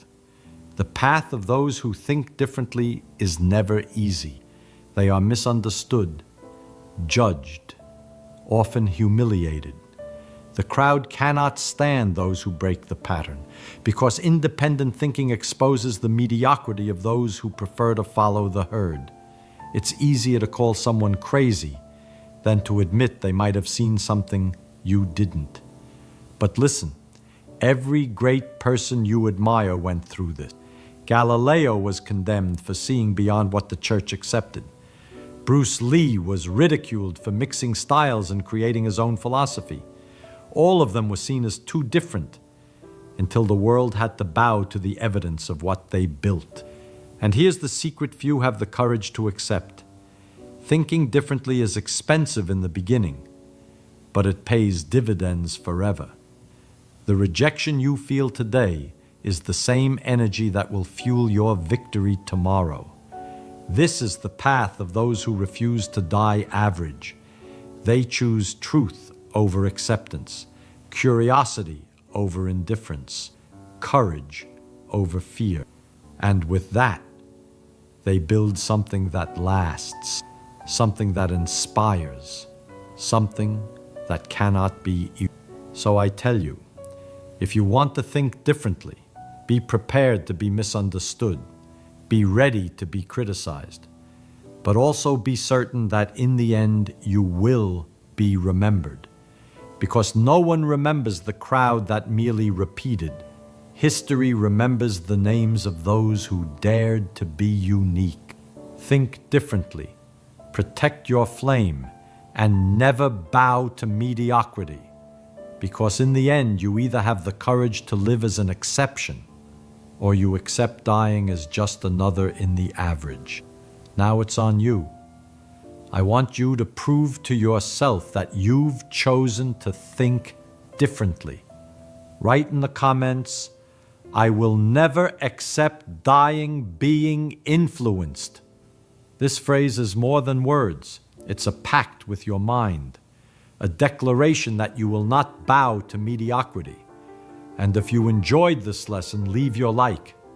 And don't forget to subscribe to the channel and hit the notification bell, because here you'll keep receiving ideas that will challenge your mind, expand your vision, and accelerate your learning. Remember, those who think like the majority live like the majority, but those who choose to think differently create a destiny the crowd could never imagine.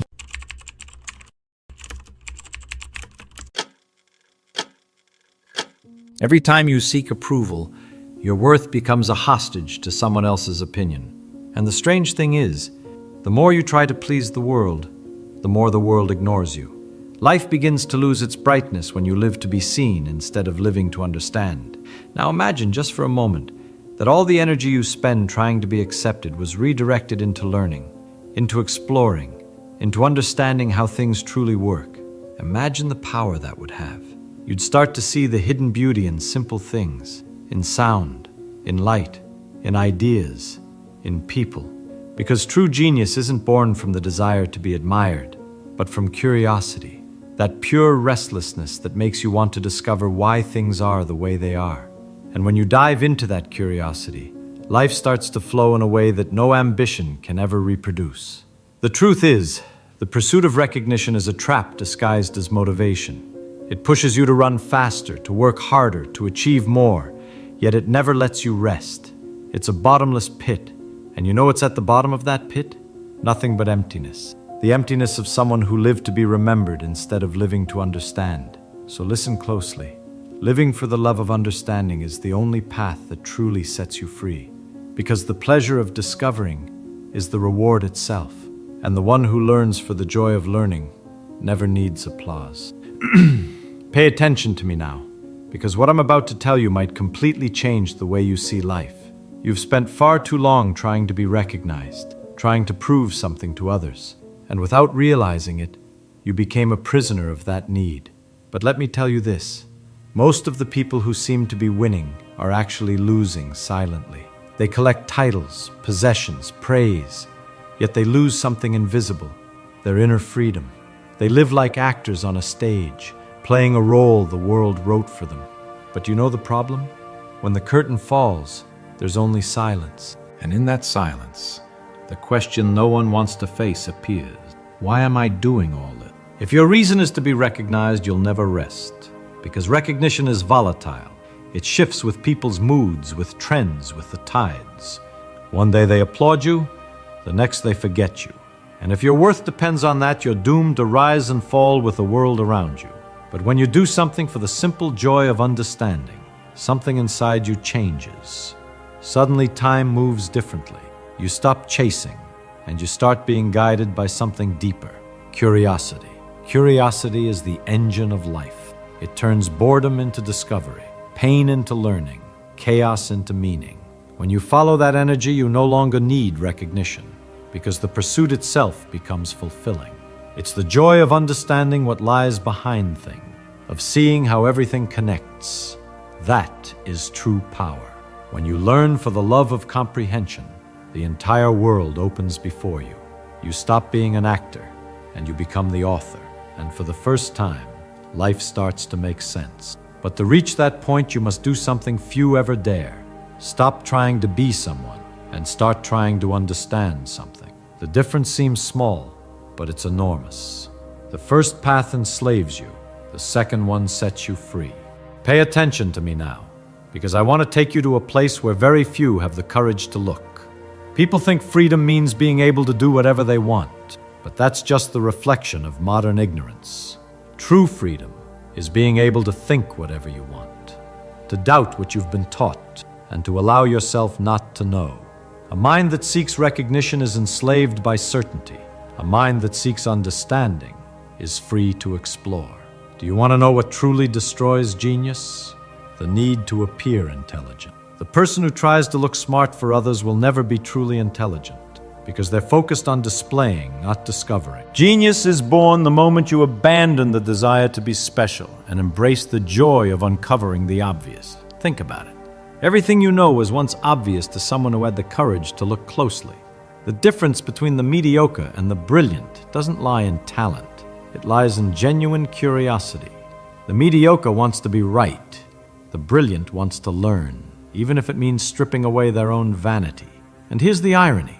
The more you care about what others think, the less you actually think for yourself. A curious mind is like a child taking apart a toy just to see what's inside. It doesn't crave status. It doesn't want applause. It wants the mystery. It wants the why. And that's what keeps the inner fire alive. The sincere desire to understand the world before the world understands you.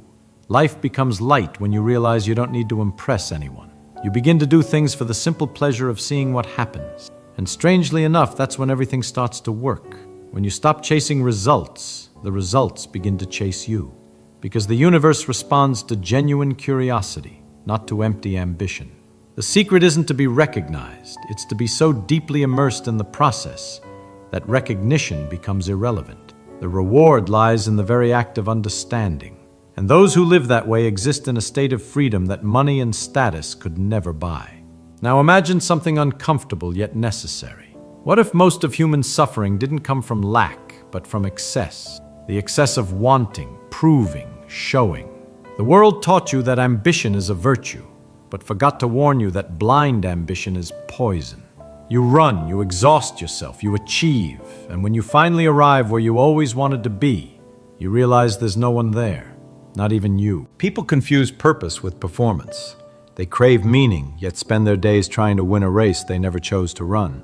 They long for freedom, yet choose paths that chain them. The pursuit of status, applause, validation. And the worst part? They believe they're evolving, when in truth, they're only moving further away from themselves.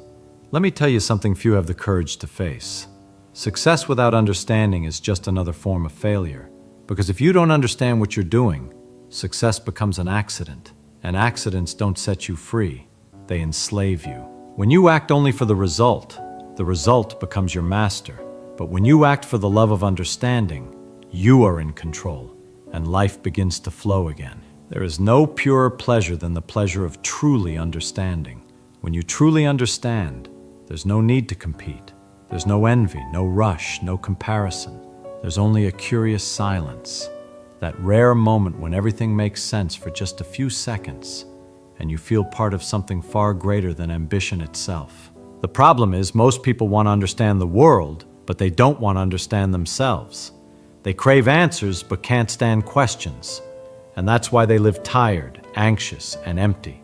Because they try to fill what is spiritual with what is material. They try to buy, conquer, or prove what can only be understood. Life is not a podium. It's a laboratory. You're not here to win.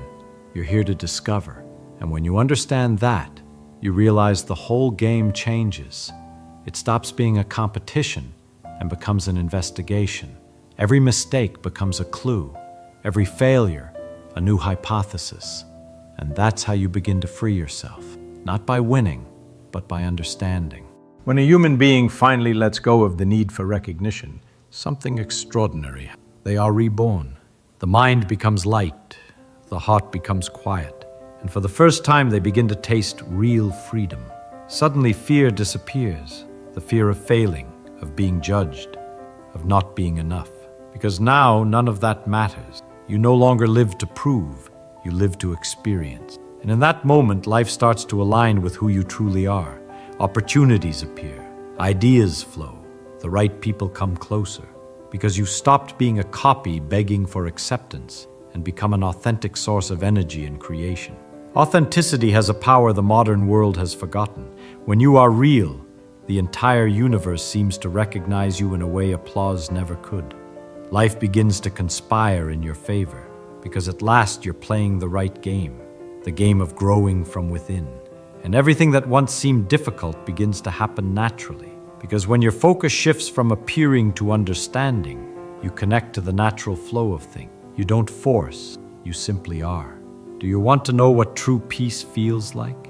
It's waking up one day and realizing you don't need to impress anyone, that you are enough simply for being here, learning, failing, trying to understand.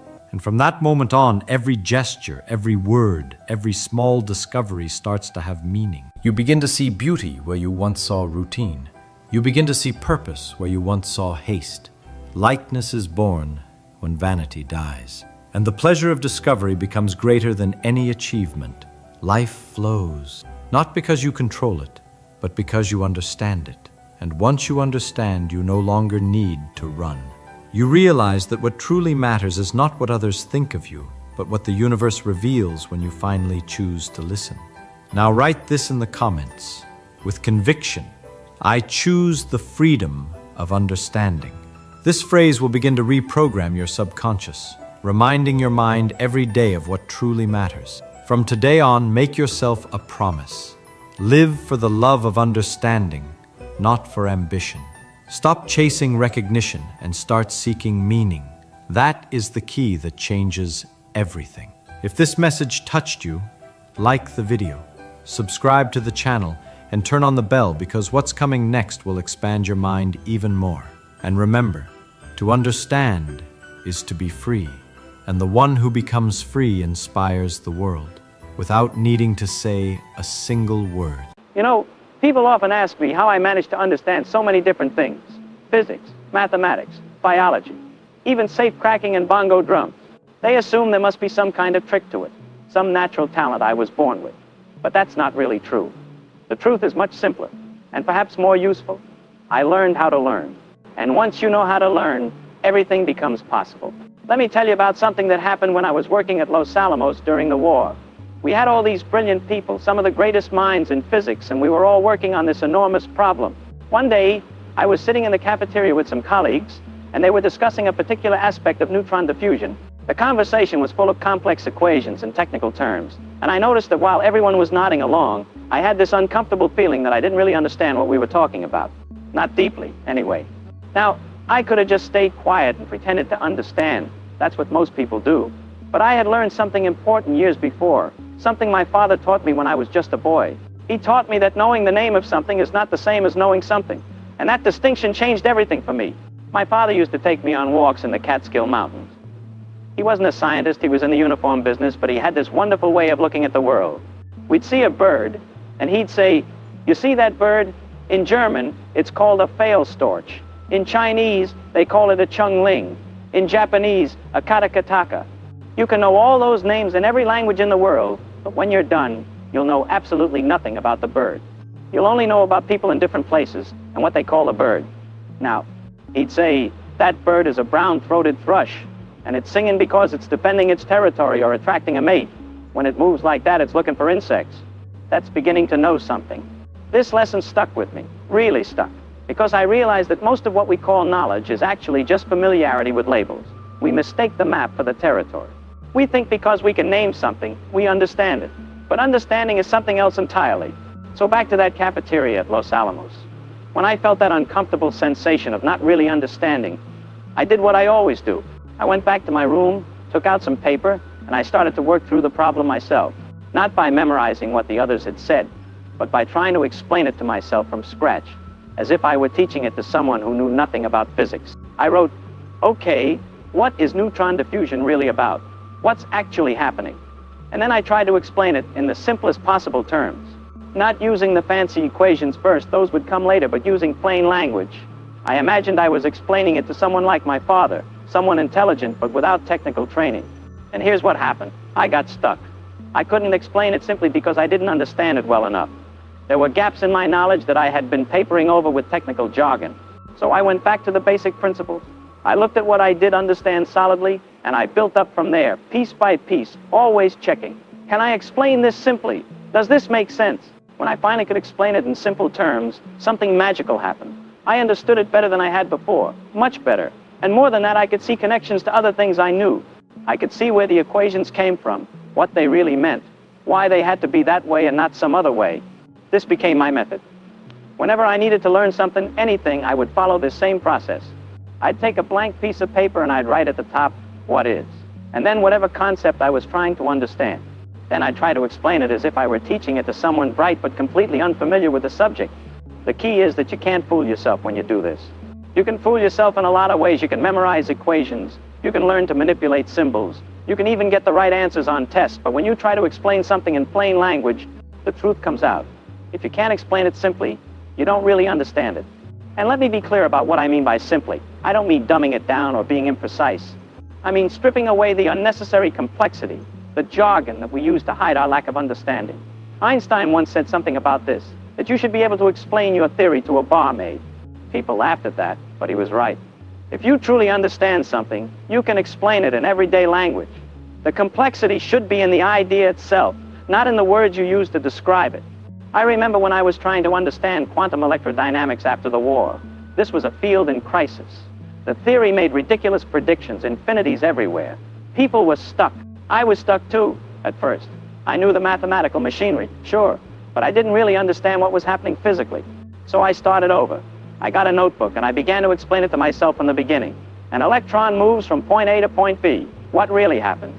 I drew pictures, simple pictures, little arrows and lines. I didn't start with the Lagrangian formalism or the canonical approach. I started with, what is the simplest way to think about this?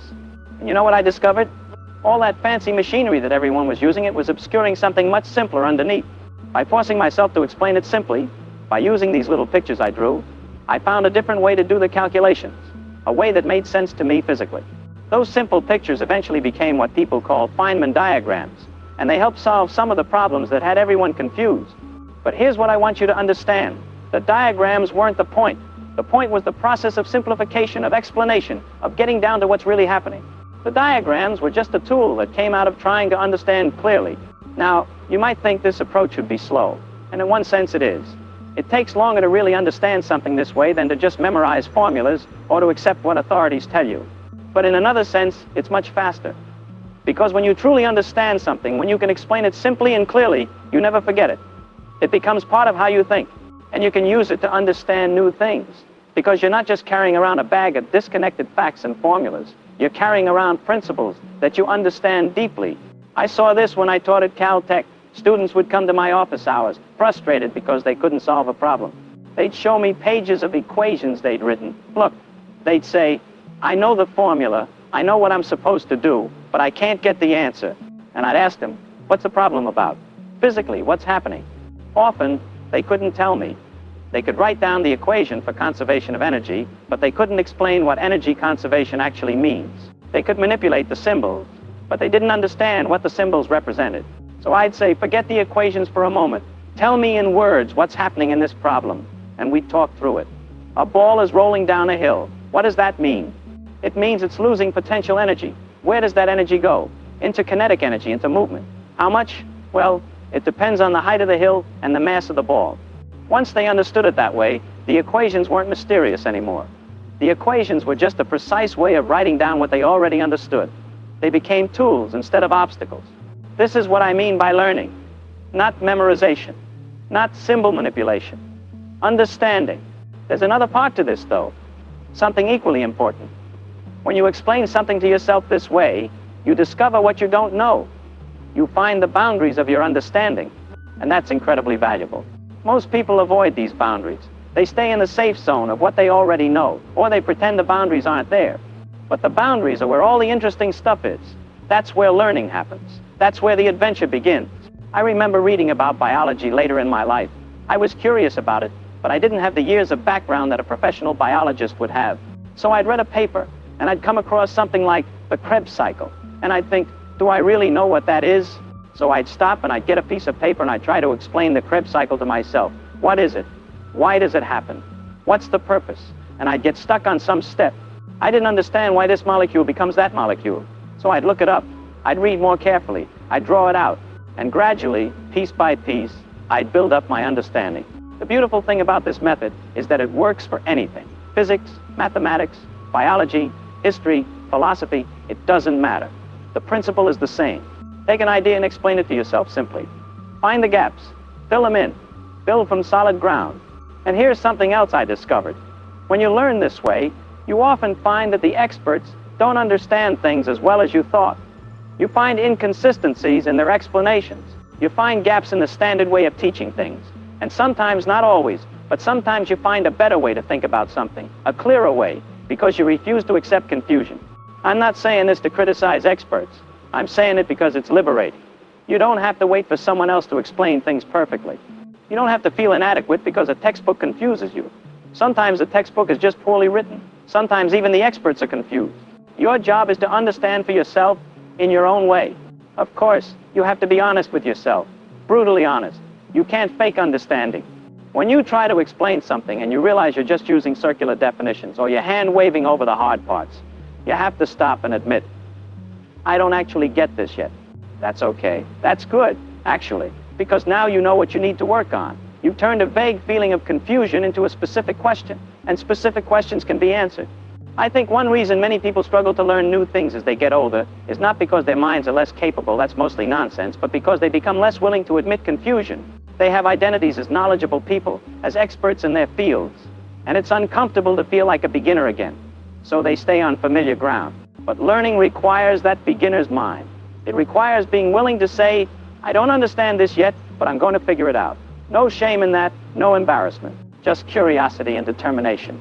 When I was at Los Alamos, Hans Bethe was there, brilliant physicist, one of the best. And I noticed something about him. Whenever someone explained a new idea to him, he wouldn't just nod and accept it. He'd work through it himself, right there, often asking questions that seemed almost naive. Wait, why does that follow? I don't see how you got from this step to that step. But those naive questions often revealed that the person explaining hadn't really thought it through properly. Bethe taught me that real understanding means being able to answer the simple question, the fundamental why question. If you can't answer those, you're building on sand. So here's what I learned, and what I've tried to practice throughout my life. Learning is not about accumulating information. It's not about being able to recite facts or manipulate symbols. Learning is about building a structure of understanding, brick by brick, where each brick is solid and you know why it's where it is. You start with what you understand clearly. You expand from there, always checking. Can I explain this simply? Does this make sense? When you hit something you can't explain simply, that's not a failure, that's a discovery. You found the edge of your understanding. Now you can work on extending it. And you know what happens when you learn this way? You become independent. You don't need to rely on authorities or textbooks or experts to tell you what's true. You can figure things out yourself. You develop judgment. You can tell when someone is explaining something clearly and when they're hiding behind jargon. You can tell when you really understand something and when you're fooling yourself. This independence of mind, that's the real value. Not just the specific things you learn, but the ability to learn anything. The confidence that comes from knowing you can take any subject, no matter how complex or unfamiliar, and gradually make sense of it. There's a freedom in this. You're not trapped by your past education or lack of it. You're not limited by what subject you studied in school. If you want to understand something, really understand it, you can. It might take time. It might take effort, but it's possible. I've watched people talk themselves out of learning things because they think they're not good at math, or not a science person, or whatever story they've told themselves. But those are just stories. If you're willing to start simple, admit confusion, and work through things step by step, you can understand anything. I think about my father's lesson with the bird. All those fancy names in all those languages, they're easy to collect. You can fill your head with them. You can impress people at parties, but they're empty. Real knowledge is different. Real knowledge is understanding what the bird is doing and why. Real knowledge lets you make predictions, see connections, understand how things work. And the beautiful thing is, anyone can do this. You don't need to be specially gifted. You don't need advanced degrees. You just need curiosity, honesty, and patience. You need to be willing to start simple, to admit confusion, to work through things step by step. I've spent my whole life trying to understand things, and I'm still doing it. There's always more to learn, more to figure out. And every time I sit down with a piece of paper and try to explain something to myself, I'm using the same method I developed as a young man. It never gets old because understanding never gets old.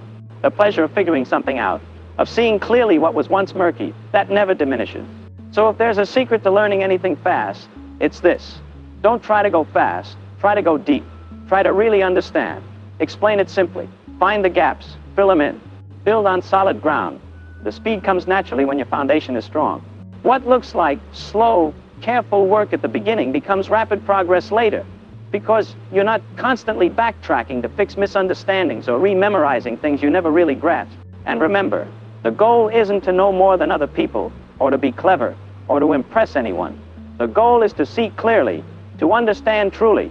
Everything else, the success, the recognition, the ability to solve difficult problems, that all comes as a byproduct of genuine understanding. Chase understanding, and the rest takes care of itself. That's what I learned anyway. And it served me pretty well. Let me be honest with you. You think you understand things, but most of what you carry in your head is just labels, words.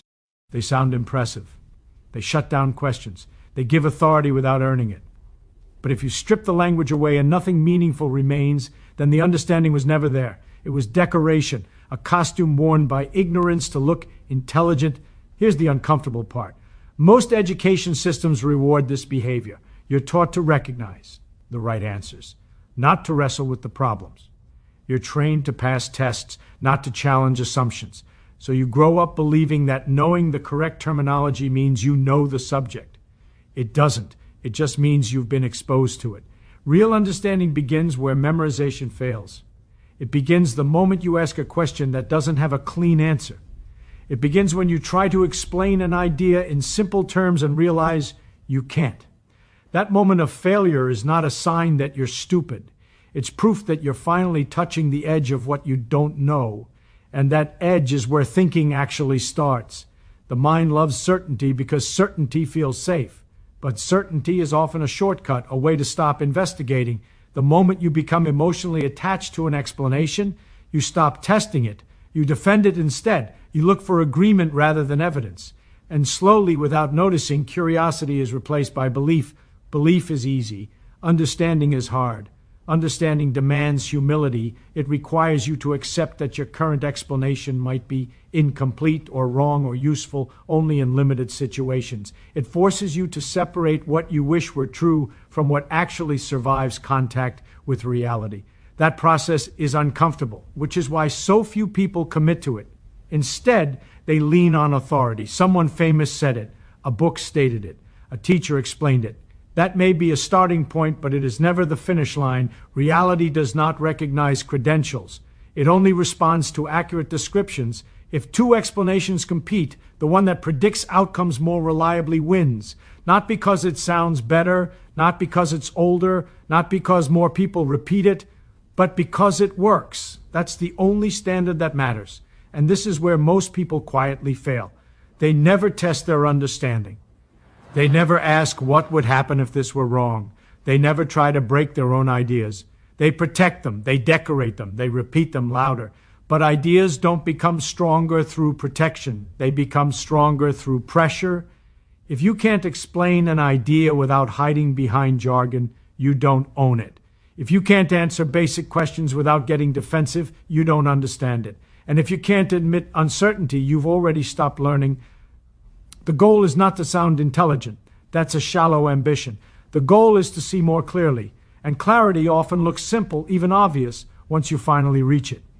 Not because it was easy, but because confusion has been removed. So here is the challenge you should carry with you.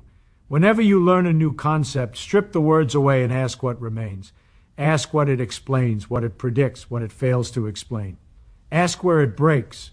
Ask how you would know if it were wrong. Do this consistently, and your confidence will shrink, but your understanding will grow. You'll speak less, you'll listen more. You'll be slower to declare certainty and faster to ask better questions. That's not weakness. That's intellectual strength. Because the person who knows the limits of their understanding is far more dangerous, in the best possible way, than the person who merely knows the right words. And until you learn that difference, you don't understand reality. You just recognize its names. Certainty is often the enemy of truth because the moment you become absolutely sure, you stop looking. You close the door, not because you've reached the end of understanding, but because certainty feels comfortable. It gives the mind a place to rest. And when the mind rests, inquiry dies. Truth is not offended by questions. False ideas are. That alone should make you suspicious of anything that demands loyalty instead of examination. Real understanding invites pressure. It survives doubt. It improves when challenged, but certainty behaves differently. It protects itself. It resists testing. It treats questions as threats rather than tools. Most people don't realize when certainty takes over because it disguises itself as confidence. Confidence sounds strong. It feels decisive. It's rewarded socially. But confidence without continuous testing is just frozen thinking. It's an opinion that stopped evolving. The world does not work that way. Reality keeps changing, or at least revealing new layers of itself. Explanations that once worked may fail under new conditions. Ideas that were useful approximations can become misleading if treated as absolute. Truth is not a trophy you win once and keep forever. It's a process, an ongoing conversation with reality. Certainty interrupts that conversation. When you're certain, you stop asking why and start saying because. You stop listening for signals that contradict you. You reinterpret evidence to protect your belief instead of adjusting your belief to fit the evidence. That's not understanding, that's maintenance. And the most dangerous certainty is not loud arrogance. It's quiet confidence, the kind that never feels the need to question itself, the kind that says this is how it is and moves on. That mindset blocks discovery not by force but by satisfaction. History is full of ideas that were once held with absolute certainty and later collapsed under simple observation. They didn't fall because people were stupid. They fell because people were convinced they were finished thinking. Every major correction in human understanding began with someone saying, "I'm not convinced," or "something doesn't fit." Those statements don't come from certainty. They come from doubt. Doubt is not the opposite of knowledge, it's the engine of it. Doubt creates movement. It keeps ideas flexible. It allows you to hold explanations lightly, ready to replace them when better ones appear. Without doubt, learning becomes memorization and progress becomes repetition. But doubt is uncomfortable. It leaves questions open. It resists closure. That's why certainty is attractive. It offers psychological relief. It lets you stop struggling with uncertainty and declare victory. The problem is, truth doesn't care about your comfort. Nature doesn't adjust itself to match your beliefs. It doesn't reward conviction. It rewards accuracy. And accuracy requires constant adjustment. The moment you believe your explanation is final, you stop making those adjustments.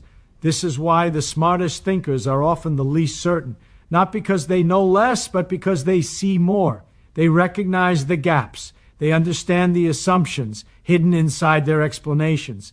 They know where their models work, and where they don't say, this is the truth. They say, this works so far. That small difference changes everything. Certainty turns ideas into identities. Once that happens, questioning the idea feels like a personal attack.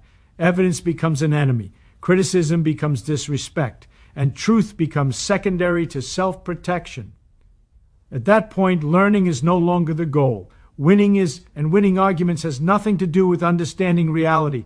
If you want to get closer to truth, you have to make peace with uncertainty. You have to accept that your current understanding is provisional, useful perhaps, effective maybe, but never final. That doesn't mean you drift without conclusions. It means you hold conclusions with humility. You use them, test them, and remain willing to abandon them when they fail. Certainty shuts down that flexibility. It replaces curiosity with defense. It trades exploration for stability. And while stability feels good, it quietly erodes the very thing that led you to understanding in the first place. So the real danger of certainty is not that it's wrong. It's that it prevents you from discovering when it is. The truth does not require you to believe in it. It requires you to keep checking. Authority does not equal correctness, and confusing the two is one of the fastest ways to stop thinking. The moment a statement is accepted because of who said it rather than why it works, understanding takes a back seat. Titles replace testing. Reputation replaces reasoning. And slowly, without noticing, judgment is outsourced. Authority feels efficient. It saves time. You don't have to struggle through uncertainty or verify claims yourself if someone important has already spoken. That shortcut is tempting, especially in complex subjects where the effort required to check things feels overwhelming. But convenience is not truth, and mental laziness has never produced. Insight, reality does not recognize rank. It doesn't care about degrees, awards, or confidence. If an explanation is wrong, it will fail no matter who proposed it. If it's right, it will work even if it came from an unknown voice. Nature does not negotiate with authority. The danger begins when respect turns into obedience. Respect is reasonable. You listen carefully to people with experience. You consider their ideas seriously. Obedience is different. Obedience means suspending your own judgment. It means accepting conclusions without understanding the reasoning behind them. That's not learning, that's submission. Many people mistake disagreement with disrespect. They think questioning an expert is arrogance. It's not. Refusing to question is negligence. If an idea is solid, it will survive scrutiny. If it collapses when questioned, authority was the only thing holding it up.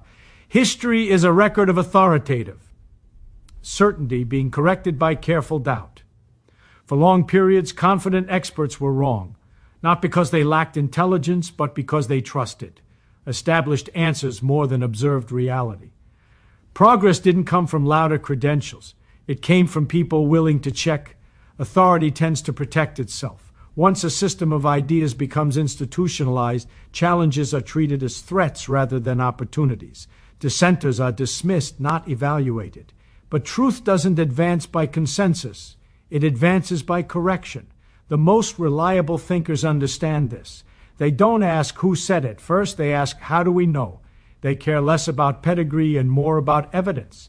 They don't reject authority automatically, but they never surrender to it either. Blind trust creates fragile knowledge. It works only as long as no one tests it. The moment reality pushes back, the cracks appear.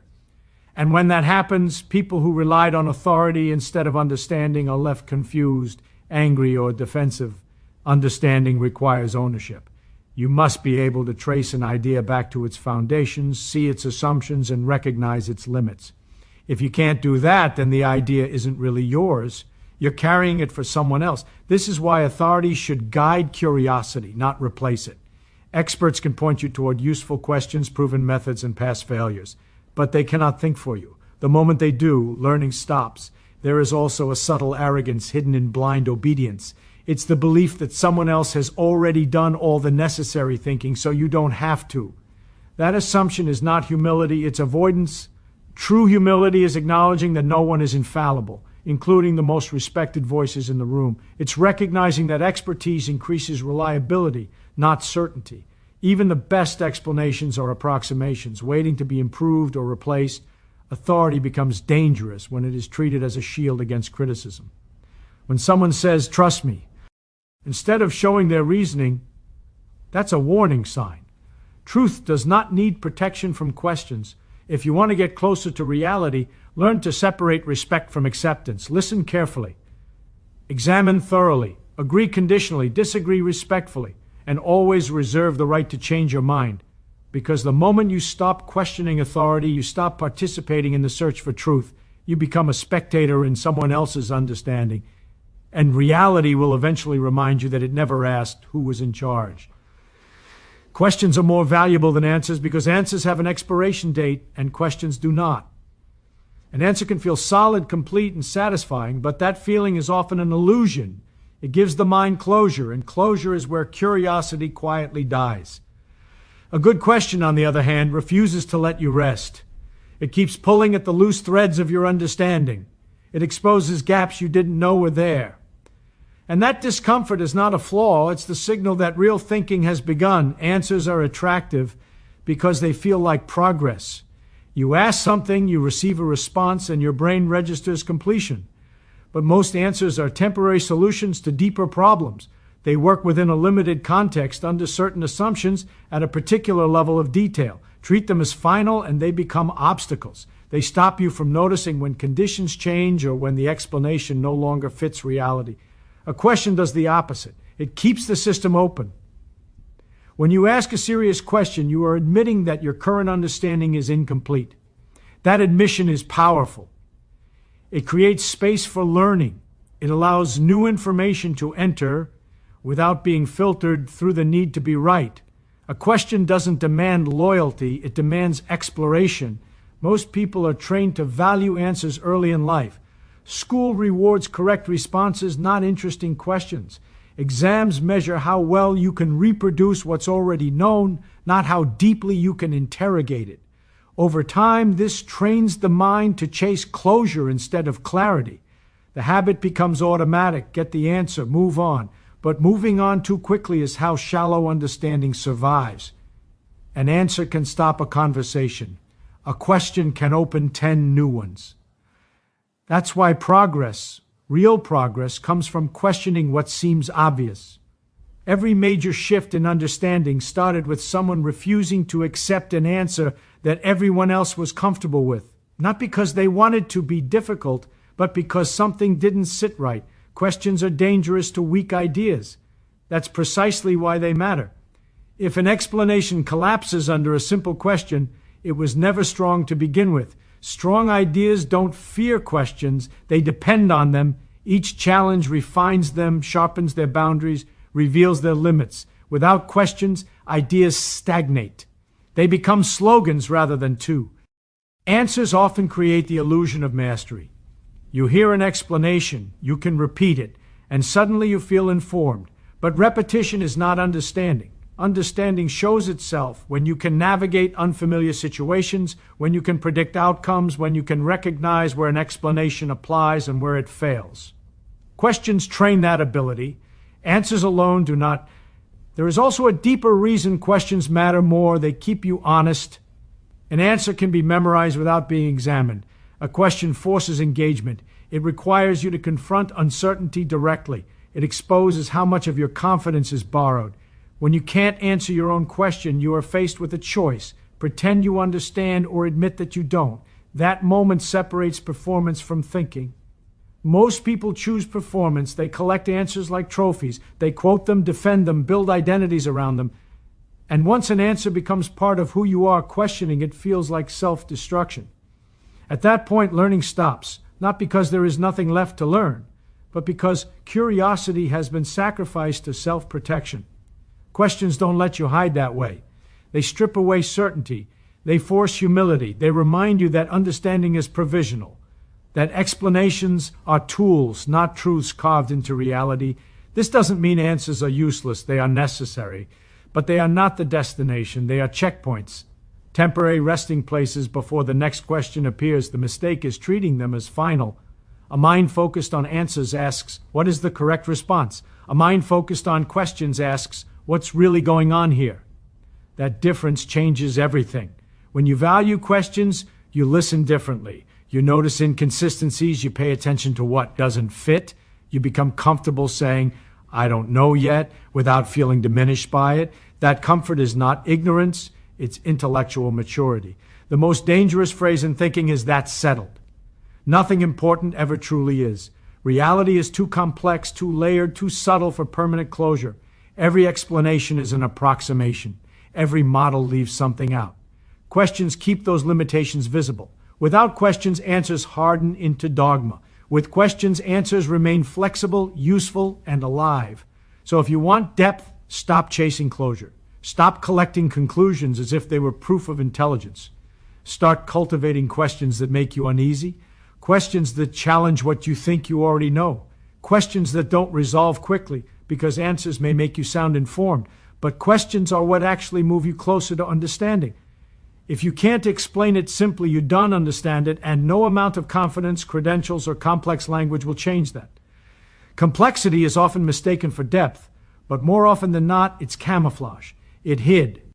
There's gaps in understanding behind impressive words and long explanations that sound intelligent while saying very little. When someone truly understands something, they don't need to protect it with confusion. They can walk straight through it, clearly, step by step, without getting lost. Simplicity is not about dumbing things down. It's about stripping an idea to its core and seeing what actually holds it together.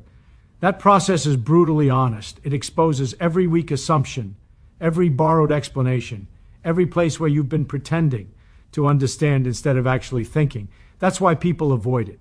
It's far easier to repeat a complicated explanation than to build a simple one from scratch. When you explain something simply, you are forced to confront reality. You can't hide behind jargon. You can't lean on authority. You can't say, it just works that way and move on. You have to answer basic questions. What is happening? Why does it happen? What would happen if it didn't?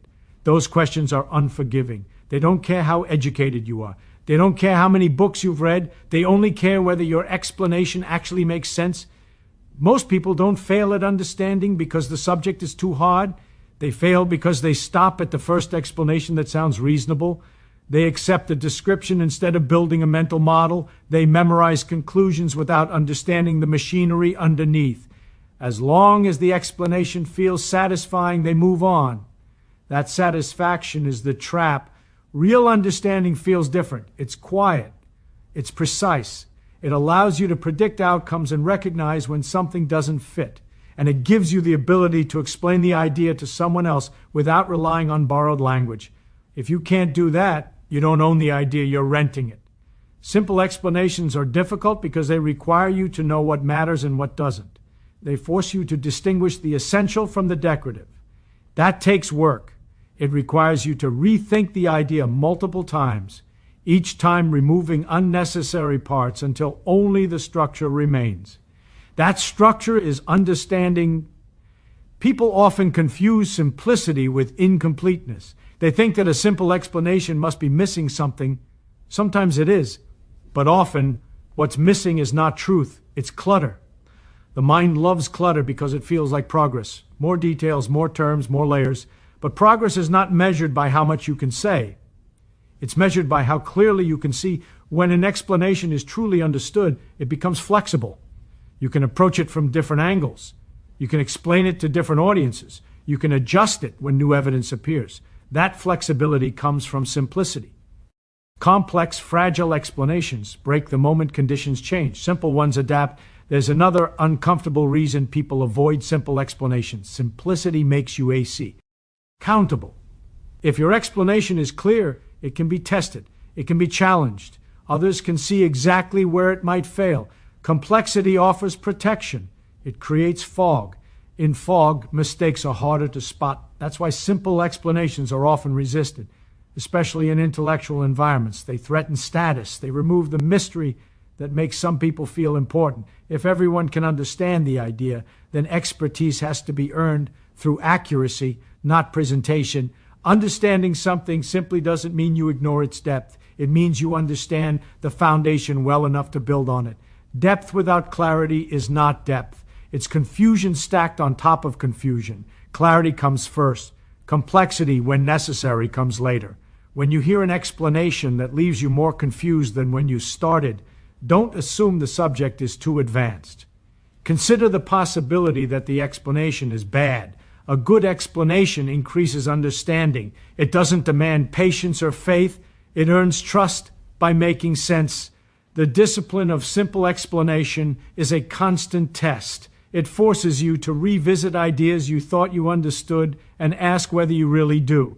It exposes intellectual laziness. It separates genuine comprehension from polished repetition.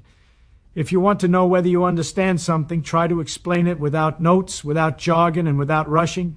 If you get stuck, that's not a failure. That's feedback. It's telling you exactly where your understanding ends. And that's valuable information. Because understanding doesn't grow from pretending. It grows from identifying what you don't yet know and working patiently toward clarity. Simplicity is not the end of thinking. It's the proof that thinking is.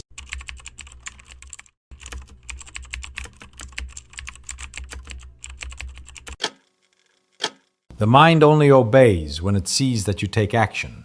Words without action are nothing but empty promises. But when you act, even in the smallest way, you confirm to yourself, I'm in charge. And here's the secret. It's about keeping small commitments. Think of someone who decides to save $5 a day and actually does it. It doesn't matter that it's a small amount. What matters is that it was done. In that moment, the mind records, he follows through on what he says. That's when inner confidence begins to grow and the mind starts to obey. The mind is like a soldier. It needs clear orders and proof that you are the leader. When you procrastinate, the mind takes command. But when you act and follow through on your goals, no matter how small, you reclaim leadership. That's why one of the secrets that separates winners from everyone else is this. Never break the promise you make to yourself. If you say you'll wake up early, wake up. If you say you'll study, study. If you say you'll train, train. Every time you follow through, no matter the size, you strengthen the pact with yourself. And here's the magic. When you start acting in alignment with what you project, the external world responds. You begin to see opportunities you couldn't see before. You attract people who vibrate at the same frequency. You feel within yourself an energy that seemed asleep. This isn't luck. It's the natural consequence of alignment between mind and action. So starting today, choose one small daily action that represents the life you want to live. Want discipline? Make your bed every morning. Want abundance? Save and invest something daily, even if it's small. Want mental strength? Read for 10 minutes even when you don't feel like it. These simple acts build the fortress. But don't fall into the trap. The mind deceives you with excuses. It says, I'll start tomorrow. I can't today. It doesn't matter if I skip just once. But here's the key. Every time you give in to that voice, you train your mind to be undisciplined. Every time you conquer that voice, you train your mind to be indestructible. So answer me honestly. Are you willing to give orders to your mind and back them with actions? Because if you are, nothing can stop you. Your inner state reflects the outer world. Whoever controls their mind controls their world. Everything you see and touch is born first in the invisible space of your mind. If your mind is chaotic, your life will be chaotic. But if your mind is disciplined, your life becomes a masterpiece. Since childhood, you've been taught to memorize, to obey, but not to truly think. The system shaped your mind to be a servant of circumstances, not the master of your destiny. That's the poison. You don't realize you're living on autopilot. But there is a way to break this prison. There is a forbidden secret, hidden not because it's too hard to understand, but because it's so simple that most people never take it seriously. Your brain, like any part of your body, is a muscle, and every time you choose to exercise it through learning, you make it stronger. Imagine something with me that could flip your switch forever. What if every thought was like a wild horse? It runs fast, full of power, but completely without direction. completely out of control. Most people jump on this horse without a saddle, without reins, and end up being dragged by their own mind to places they never wanted to go. That's why they live tired, anxious, and full of regrets. But the forbidden secret that few dare to apply is this: you are not the horse, you are the rider. If you learn how to put reins on your mind, you can take it anywhere you want. Wealth, peace, success, freedom. Controlling the mind does not mean fighting against negative thoughts. That only makes them stronger. It means choosing which horse you ride. And here's the detail that separates ordinary people from extraordinary ones. Ordinary people feed any idea that shows up. Extraordinary people feed only the ones that push them forward. So from today on, start replacing negative thoughts. Instead of thinking this will go wrong, ask yourself, does this thought bring me closer to what I want or further away? If it pushes you away, leave it in the field. If it brings you closer, mount it and ride it to the end. This simple decision, repeated daily, is the difference between a life of mental slavery and a life of achievement. Feed your mind every day with words of power. Start right now by writing in the comments, "I control my mind." Give your brain a direct command, a signal that from today you take the reins. The more you affirm, the more your mind believes. And the more it believes, the more your life changes. Every time you conquer your mind in small moments, when you choose to focus on studying, when you resist procrastination, when you don't let fear take over, you are training for the big battles. Whoever conquers themselves in the small things can conquer anything in the world. Pay close attention to me now, because this can change everything. The mind obeys only one law: focus. Wherever you place your attention consistently, energy accumulates. If you place it on fear, you create a future of limitations. If you place it on disciplined desire, you create a future of achievements. So starting today, choose one central idea that represents what you want to achieve: money, freedom, discipline. And every single day, feed that idea with images, words, and actions. Imagine what it would be like to live it. Speak it out loud as if it were already true. Take one small practical step that confirms it in the physical world. This repetition isn't just mental. It's a command for your brain to understand that this is the inevitable path. When you repeat a thought with emotion, it becomes identity. It's no longer "I want to be disciplined," it's "I am disciplined." You don't need permission or luck or miracles. You only need to discipline your mind to project clearly what you want. And when that becomes a habit, everything around you begins to reorganize to make real what you have already built inside. Now stop and reflect with me. What good is controlling the mind if you don't direct it to create? The mind is like a projector. Everything you feed inside it will, sooner or later, materialize outside. And here's the secret. You're already creating your life. It's just that maybe you're creating what you don't want. Because every repeated thought, every emotion you feed, is like a brick placed in the building of your reality. Those who are organized inside themselves inevitably create opportunities around them. So turn discipline into pleasure.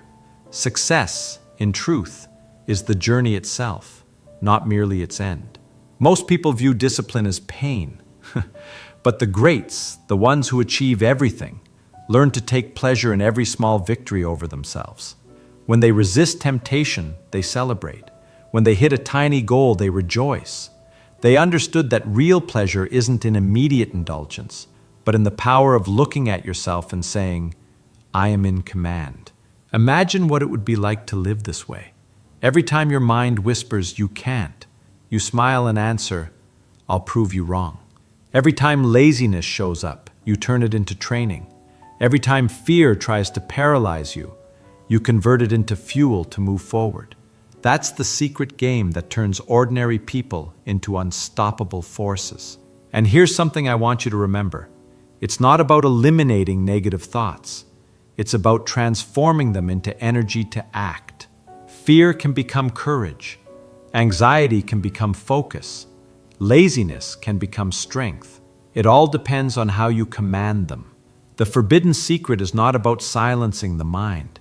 It's about stepping into the role of its leader. Now answer me. Have you been commanding your mind, or has it been commanding you? Those who don't command their own minds are controlled by them. Such people live like prisoners. They are led by impulses, puppets of thoughts that appear out of nowhere. The mind says, "Don't do it now, leave it for later." And they give in. The mind whispers, "You're not good enough," and the person believes it, quitting before they start. The mind fires off, "It'll fail, you'll make a fool of yourself."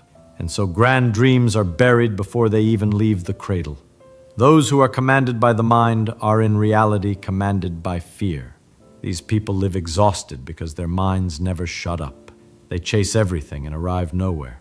An untrained mind is like a dog loose in a marketplace.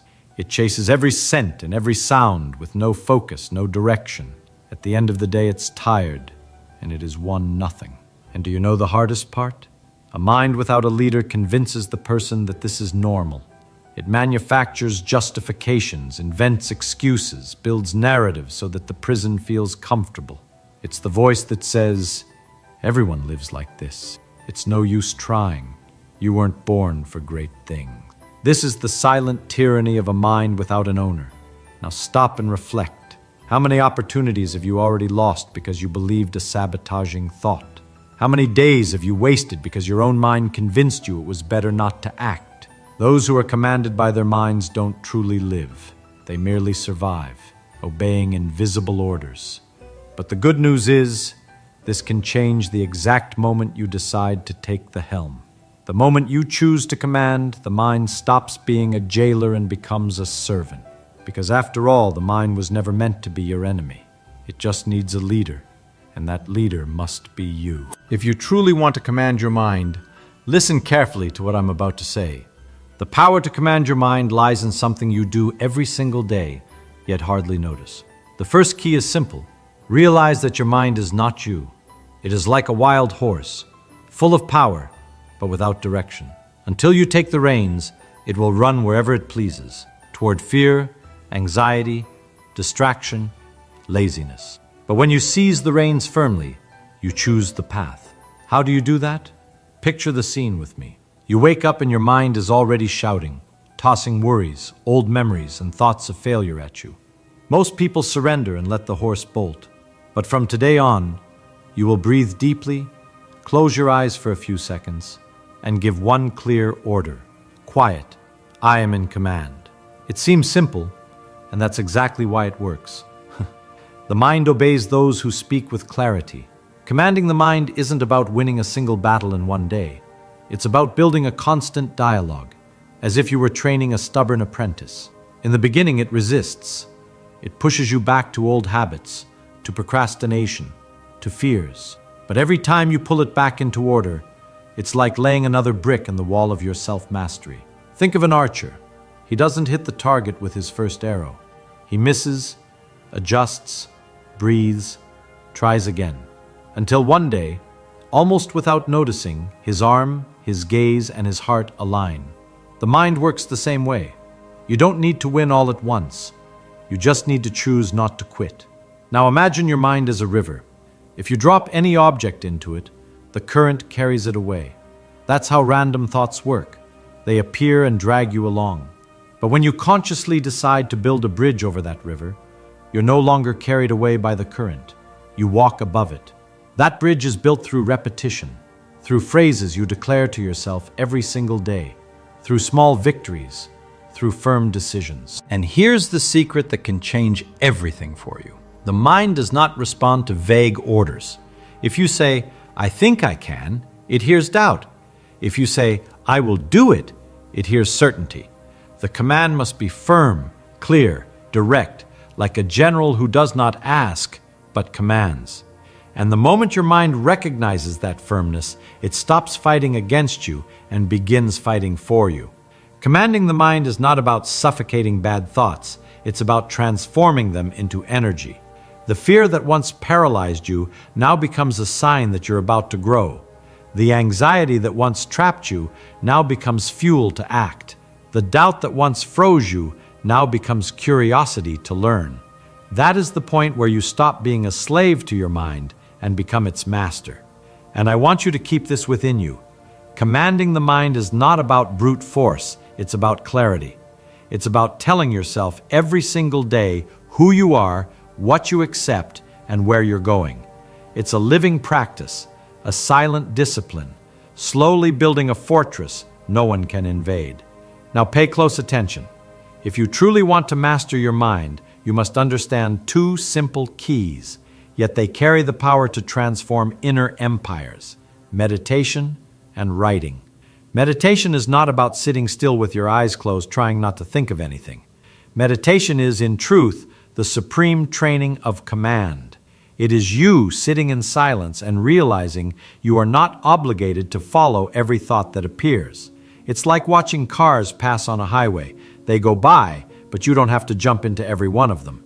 When you meditate, you are telling your mind, I observe you, but I am not you. That simple exercise creates space, and in that space, freedom is born. And why is this so powerful? Because every form of manipulation begins when you believe you are your thoughts. If the mind says you can't, you believe it. If the mind says you don't deserve it, you fall silent. But when you train through meditation, you begin to laugh at these thoughts. They appear, but they no longer have chains. You realize they're only clouds, not the sky. They're only waves, not the ocean. Now imagine combining this with the power of writing. Writing is not just recording words. It is a ritual of clarity. When you write what you feel, you take the invisible chaos of the mind and place it before you in the form of letters. And what happens? What once seemed enormous in your head looks small on paper. What once seemed confusing gains order. Writing is like holding the reins of a wild horse. Suddenly, you realize you can guide it. Many think writing down goals or thoughts is childish, but all the great ones who commanded their own minds, philosophers, leaders, sages, kept notebooks. Marcus Aurelius wrote to himself every day, not to publish, but to command. Napoleon Hill said a desire only becomes real when it is written down. And Feynman used notebooks as a way to clarify ideas that, if left only in the mind, would get lost. When you meditate, you silence the noise. When you write, you organize what remains. Together, these two acts become like sword and shield on the battlefield of the mind. Now imagine this applied to your own life. You wake up, take a deep breath, sit in silence for a few minutes. Watch your mind racing, and instead of fighting, you simply let it pass. Then, you take a notebook and write, Today, I command my mind. Today, I act with focus. Today, I take one step closer to my dream. This combination is what separates those who live as slaves of the mind from those who live as its masters. Because in the end, it's not about silencing thoughts. It's about choosing which ones deserve to become action. Now, I want you to make a commitment to yourself. Write in the comments, I command my mind, and start applying this power today. Like this video if it resonated with you, subscribe to the channel, turn on notifications, and let's transform ordinary minds into extraordinary ones together. Because your mind was never born to cage you. It was born to become your greatest ally. Try to imagine nothing, absolute nothing. No air, no light, no particles, no stuff of any kind. Just pure emptiness. You can't do it. I mean, you think you can. You picture blackness, you picture void, but even that blackness is something. Even imagining empty space, you're imagining space. And space turns out to be very much something. This is where it gets strange. This is where your intuition completely fails you. So here's the question. What's between the atoms? You learned in school that everything is made of atoms, fine, and you probably picture them like little balls, little solid spheres packed together to make stuff. But they're not packed together. They're not even close to each other. There's space between them, enormous amounts of space relative to their size. And what fills that space? Most people say, nothing. Empty void. The atoms are the stuff, and between them is just absence, just distance, just nothing, waiting for something to happen. Wrong, completely wrong. Between every atom in your body, between every atom in this room, between every atom everywhere, something exists. something real, something physical, something that carries energy and exerts force and holds the entire universe together. Let me show you what I mean. Put your hand on a table. Go ahead, actually do it if there's a table nearby. You feel that? Solid, hard. Your hand stops, the table stops it. Seems like the most basic thing in the world. But your hand never touched that table. The atoms in your hand never made contact with the atoms in the table, not even close. See, the outer edge of every atom is surrounded by electrons, little negative charges buzzing around the nucleus. And when your hand gets close to the table, the electrons in your hand approach the electrons in the table, negative approaching negative, same charge. And what do same charges do? They repel. They push each other away. They absolutely refuse to occupy the same space. So what you feel when you touch that table, that sensation of solidity, that pressure, that stop, it's not atoms hitting atoms. It's electrical repulsion, fields pushing against fields. The electrons in your hand getting close enough to the electrons in the table that their electric fields start screaming at each other. No, no, no, you can't come here. Go back. This space is taken. And your brain interprets that electromagnetic repulsion as touch, as solid, as contact. But there's a gap. There's always a gap. Your atoms and the table's atoms never meet. They never make contact. They're always separated by this invisible cushion of electric force. You're floating right now. Did you know that? You're not actually sitting on your chair. You're hovering above it, suspended by electromagnetic repulsion, floating on an invisible cushion of force. You've been floating your whole life. Every time you thought you touched something, you were hovering just above it. Now think about what this means for the question we started with. What's between the atoms? Field, electric field, electromagnetic field. And these fields are not nothing. People make this mistake all the time. They think fields are just a mathematical convenience, a way of calculating things, a shortcut. No, the field is there.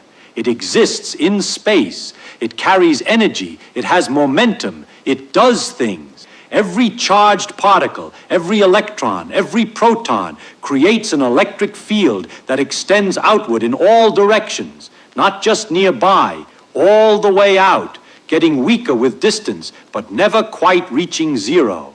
In principle, the electric field from an electron in your fingertip extends across the entire universe. So atoms aren't isolated little balls floating in nothing. They're the centers of these fields that spread outward and overlap and interact. The space between atoms is filled with field, layer upon layer of electromagnetic influence. When you look at matter, when you look at solid stuff, what you're really seeing is a dense web of overlapping fields, electrons repelling electrons, creating the illusion of solidity through pure electromagnetic force. The stuff isn't the atoms. The stuff is the field.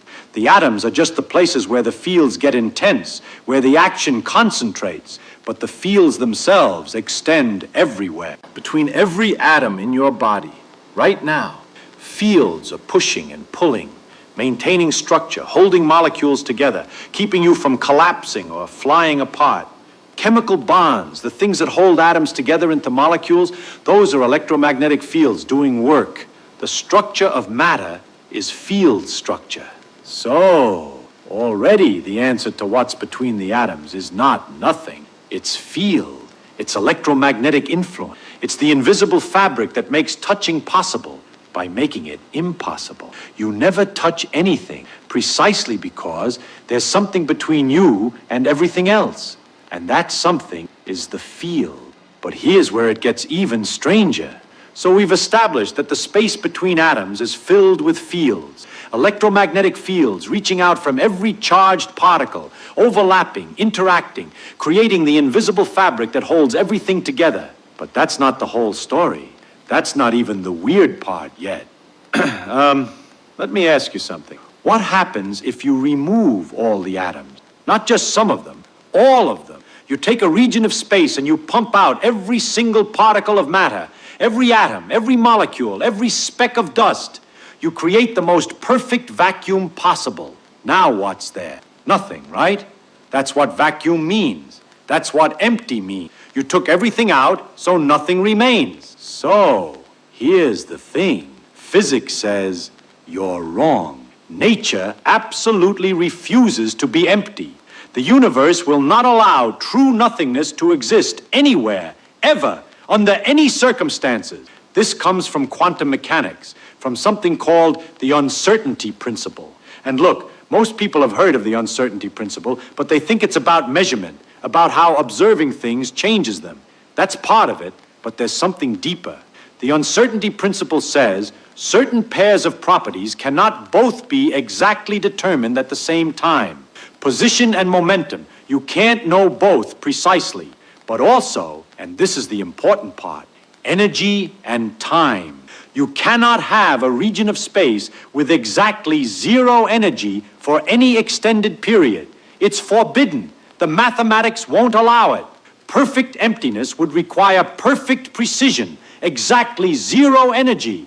And quantum mechanics says, no, you don't get that kind of precision. Nature doesn't work that way. So what happens instead? The vacuum fluctuates, even with nothing in it, even with every particle removed. Space itself is restless. It shivers. It can't hold still. Pairs of particles appear out of nowhere, literally out of nothing. A particle and its antiparticle, an electron and a positron, a quark and an antiquark. They pop into existence spontaneously. They exist for an incredibly brief moment, so short you almost can't define it. And then they find each other, annihilate, and vanish. Gone, like they were never there. Virtual particles, they're called. Virtual because you can't catch them, can't trap them in a jar and study them. They exist too briefly, but they're real. They have effects, measurable effects. So, now you're asking, wait, where does the energy come from? You can't make particles out of nothing. That violates conservation of energy. Something can't come from nothing. Good question, really good question. But here's how nature handles it. The uncertainty principle allows you to borrow energy from nowhere, as long as you pay it back fast enough. The shorter the loan, the more you can borrow. Virtual particles pop into existence on borrowed energy, exist for a fleeting instant, then annihilate and pay back the debt before the universe notices. It's like taking money from a cash register, buying something, then returning it and putting the money back before anyone checks the books. As long as everything balances at the end, it's allowed. Nature runs on credit at the quantum scale. Constant borrowing and repaying, everywhere, all the time. And this isn't theoretical speculation. This isn't physicists playing mathematical games. We can measure this. There's an experiment called the Casimir effect that proves empty space isn't empty. You take two metal plates, very thin, very flat, and you put them incredibly close together in a vacuum, almost touching but not quite. Tiny gap between them, and they attract. They pull toward each other. Not gravity, that's way too weak at this scale. Not static electricity, nothing's charged. The plates are neutral. The space between them is empty. There's no reason for them to move. But they do. They pull together. Squeezed by nothing, pushed by empty space itself. So, why? Virtual particles. See, virtual particles have wavelengths, like waves in the ocean, different sizes of oscillation. When the plates are very close, some wavelengths don't fit between them. Those virtual particles can't pop into existence in that gap because there's no room for their wavelength. So you get fewer virtual particles between the plates than outside them. More quantum activity outside, less inside. That imbalance creates pressure. More pushing in than pushing out. The plates move together. This has been measured precisely. The force matches exactly what quantum mechanics predicts. Empty space exerts pressure. The vacuum pushes things around. Now think about what this means for our question. What's between the atoms? Fields, yes, but those fields aren't just sitting there quietly. The space between atoms, that space filled with electromagnetic fields, it's also churning with virtual particles, appearing, disappearing, borrowing energy, paying it back, billions of times per second. The emptiness inside matter is not empty. It's the busiest place you can imagine. creation and destruction happening constantly at scales too small and too fast to directly observe. And this is true everywhere, not just between atoms in your body. The space between here and the moon, between stars, between galaxies, same thing. Virtual particles flickering in and out, the vacuum seething with activity. There is no quiet place in the universe. There is no spot where truly nothing happened. You cannot find emptiness. Nowhere in the cosmos does actual nothing exist. Physics won't allow it. So the vacuum churns with virtual particles. The space between atoms buzzes with fields and quantum fluctuations. Emptiness, true emptiness, doesn't exist anywhere. Now let's put this all together and see what it really means. People think about the vacuum as absence, the default state. What's left when you remove all the interesting stuff? The boring background where things happen. But that's completely backward. The vacuum isn't absence, it's foundation. It's not what remains when you take everything away. It's what everything comes out of. The vacuum is the ground state of reality, the quietest possible configuration of the fields that fill all of space. And even that quietest state cannot be perfectly still. So here's the part that really twists your brain.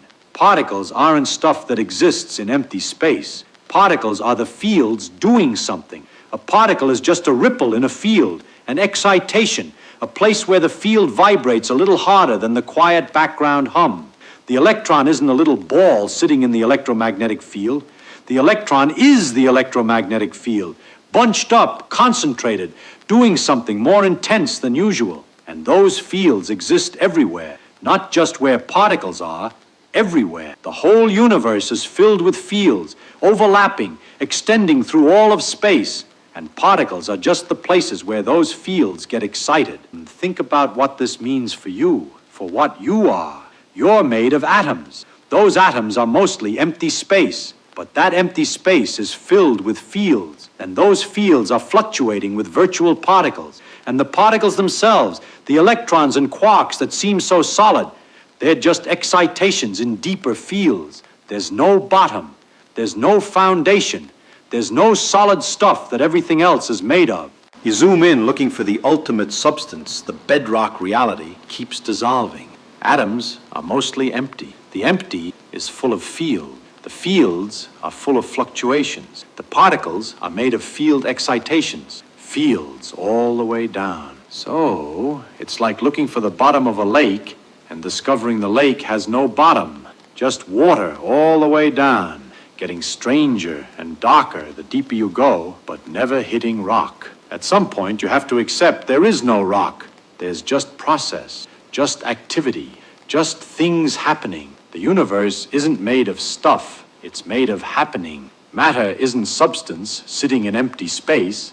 Matter is space doing something, a different configuration of the same fields that make up the vacuum. You and the empty space next to you are made of the same thing, the same field, the same quantum foundation. You're just arranged differently. You're a pattern that persists, a ripple that keeps going, a fluctuation that got complicated enough to wonder what it's made of. And here's something else. Those fields connect everything. The electromagnetic field in your body is the same field as the electromagnetic field in a star 10 billion light years away. Same field, not a copy, not a similar field. The same continuous field extending through all of space. Particles are just places where that universal field does something interesting. Between those places, the field continues, quieter but present. You are not separate from the universe. You can't be. You're a localized pattern in fields that have no edges, that extend everywhere, that connect everything to everything else. So, back to our question. What's between the atoms? Field. Real physical fields that carry energy and exert forces. Virtual particles bubbling up from the quantum vacuum. Activity that never stops. Fluctuation that never rests. Potential that fills every point in space. Not nothing. Never nothing. The space between atoms is the same stuff as the atoms themselves, just in a quieter state. When you reach out and touch something, you don't cross empty distance. You push through fields. Your fields interact with other fields. Electromagnetic repulsion creates the sensation of contact, but there's no emptiness to cross. It's fields all the way. The solid world you think you live in, the empty space you think surrounds it, these are both the same thing. Both are fields. The difference is just intensity, just pattern, just how much activity is happening where.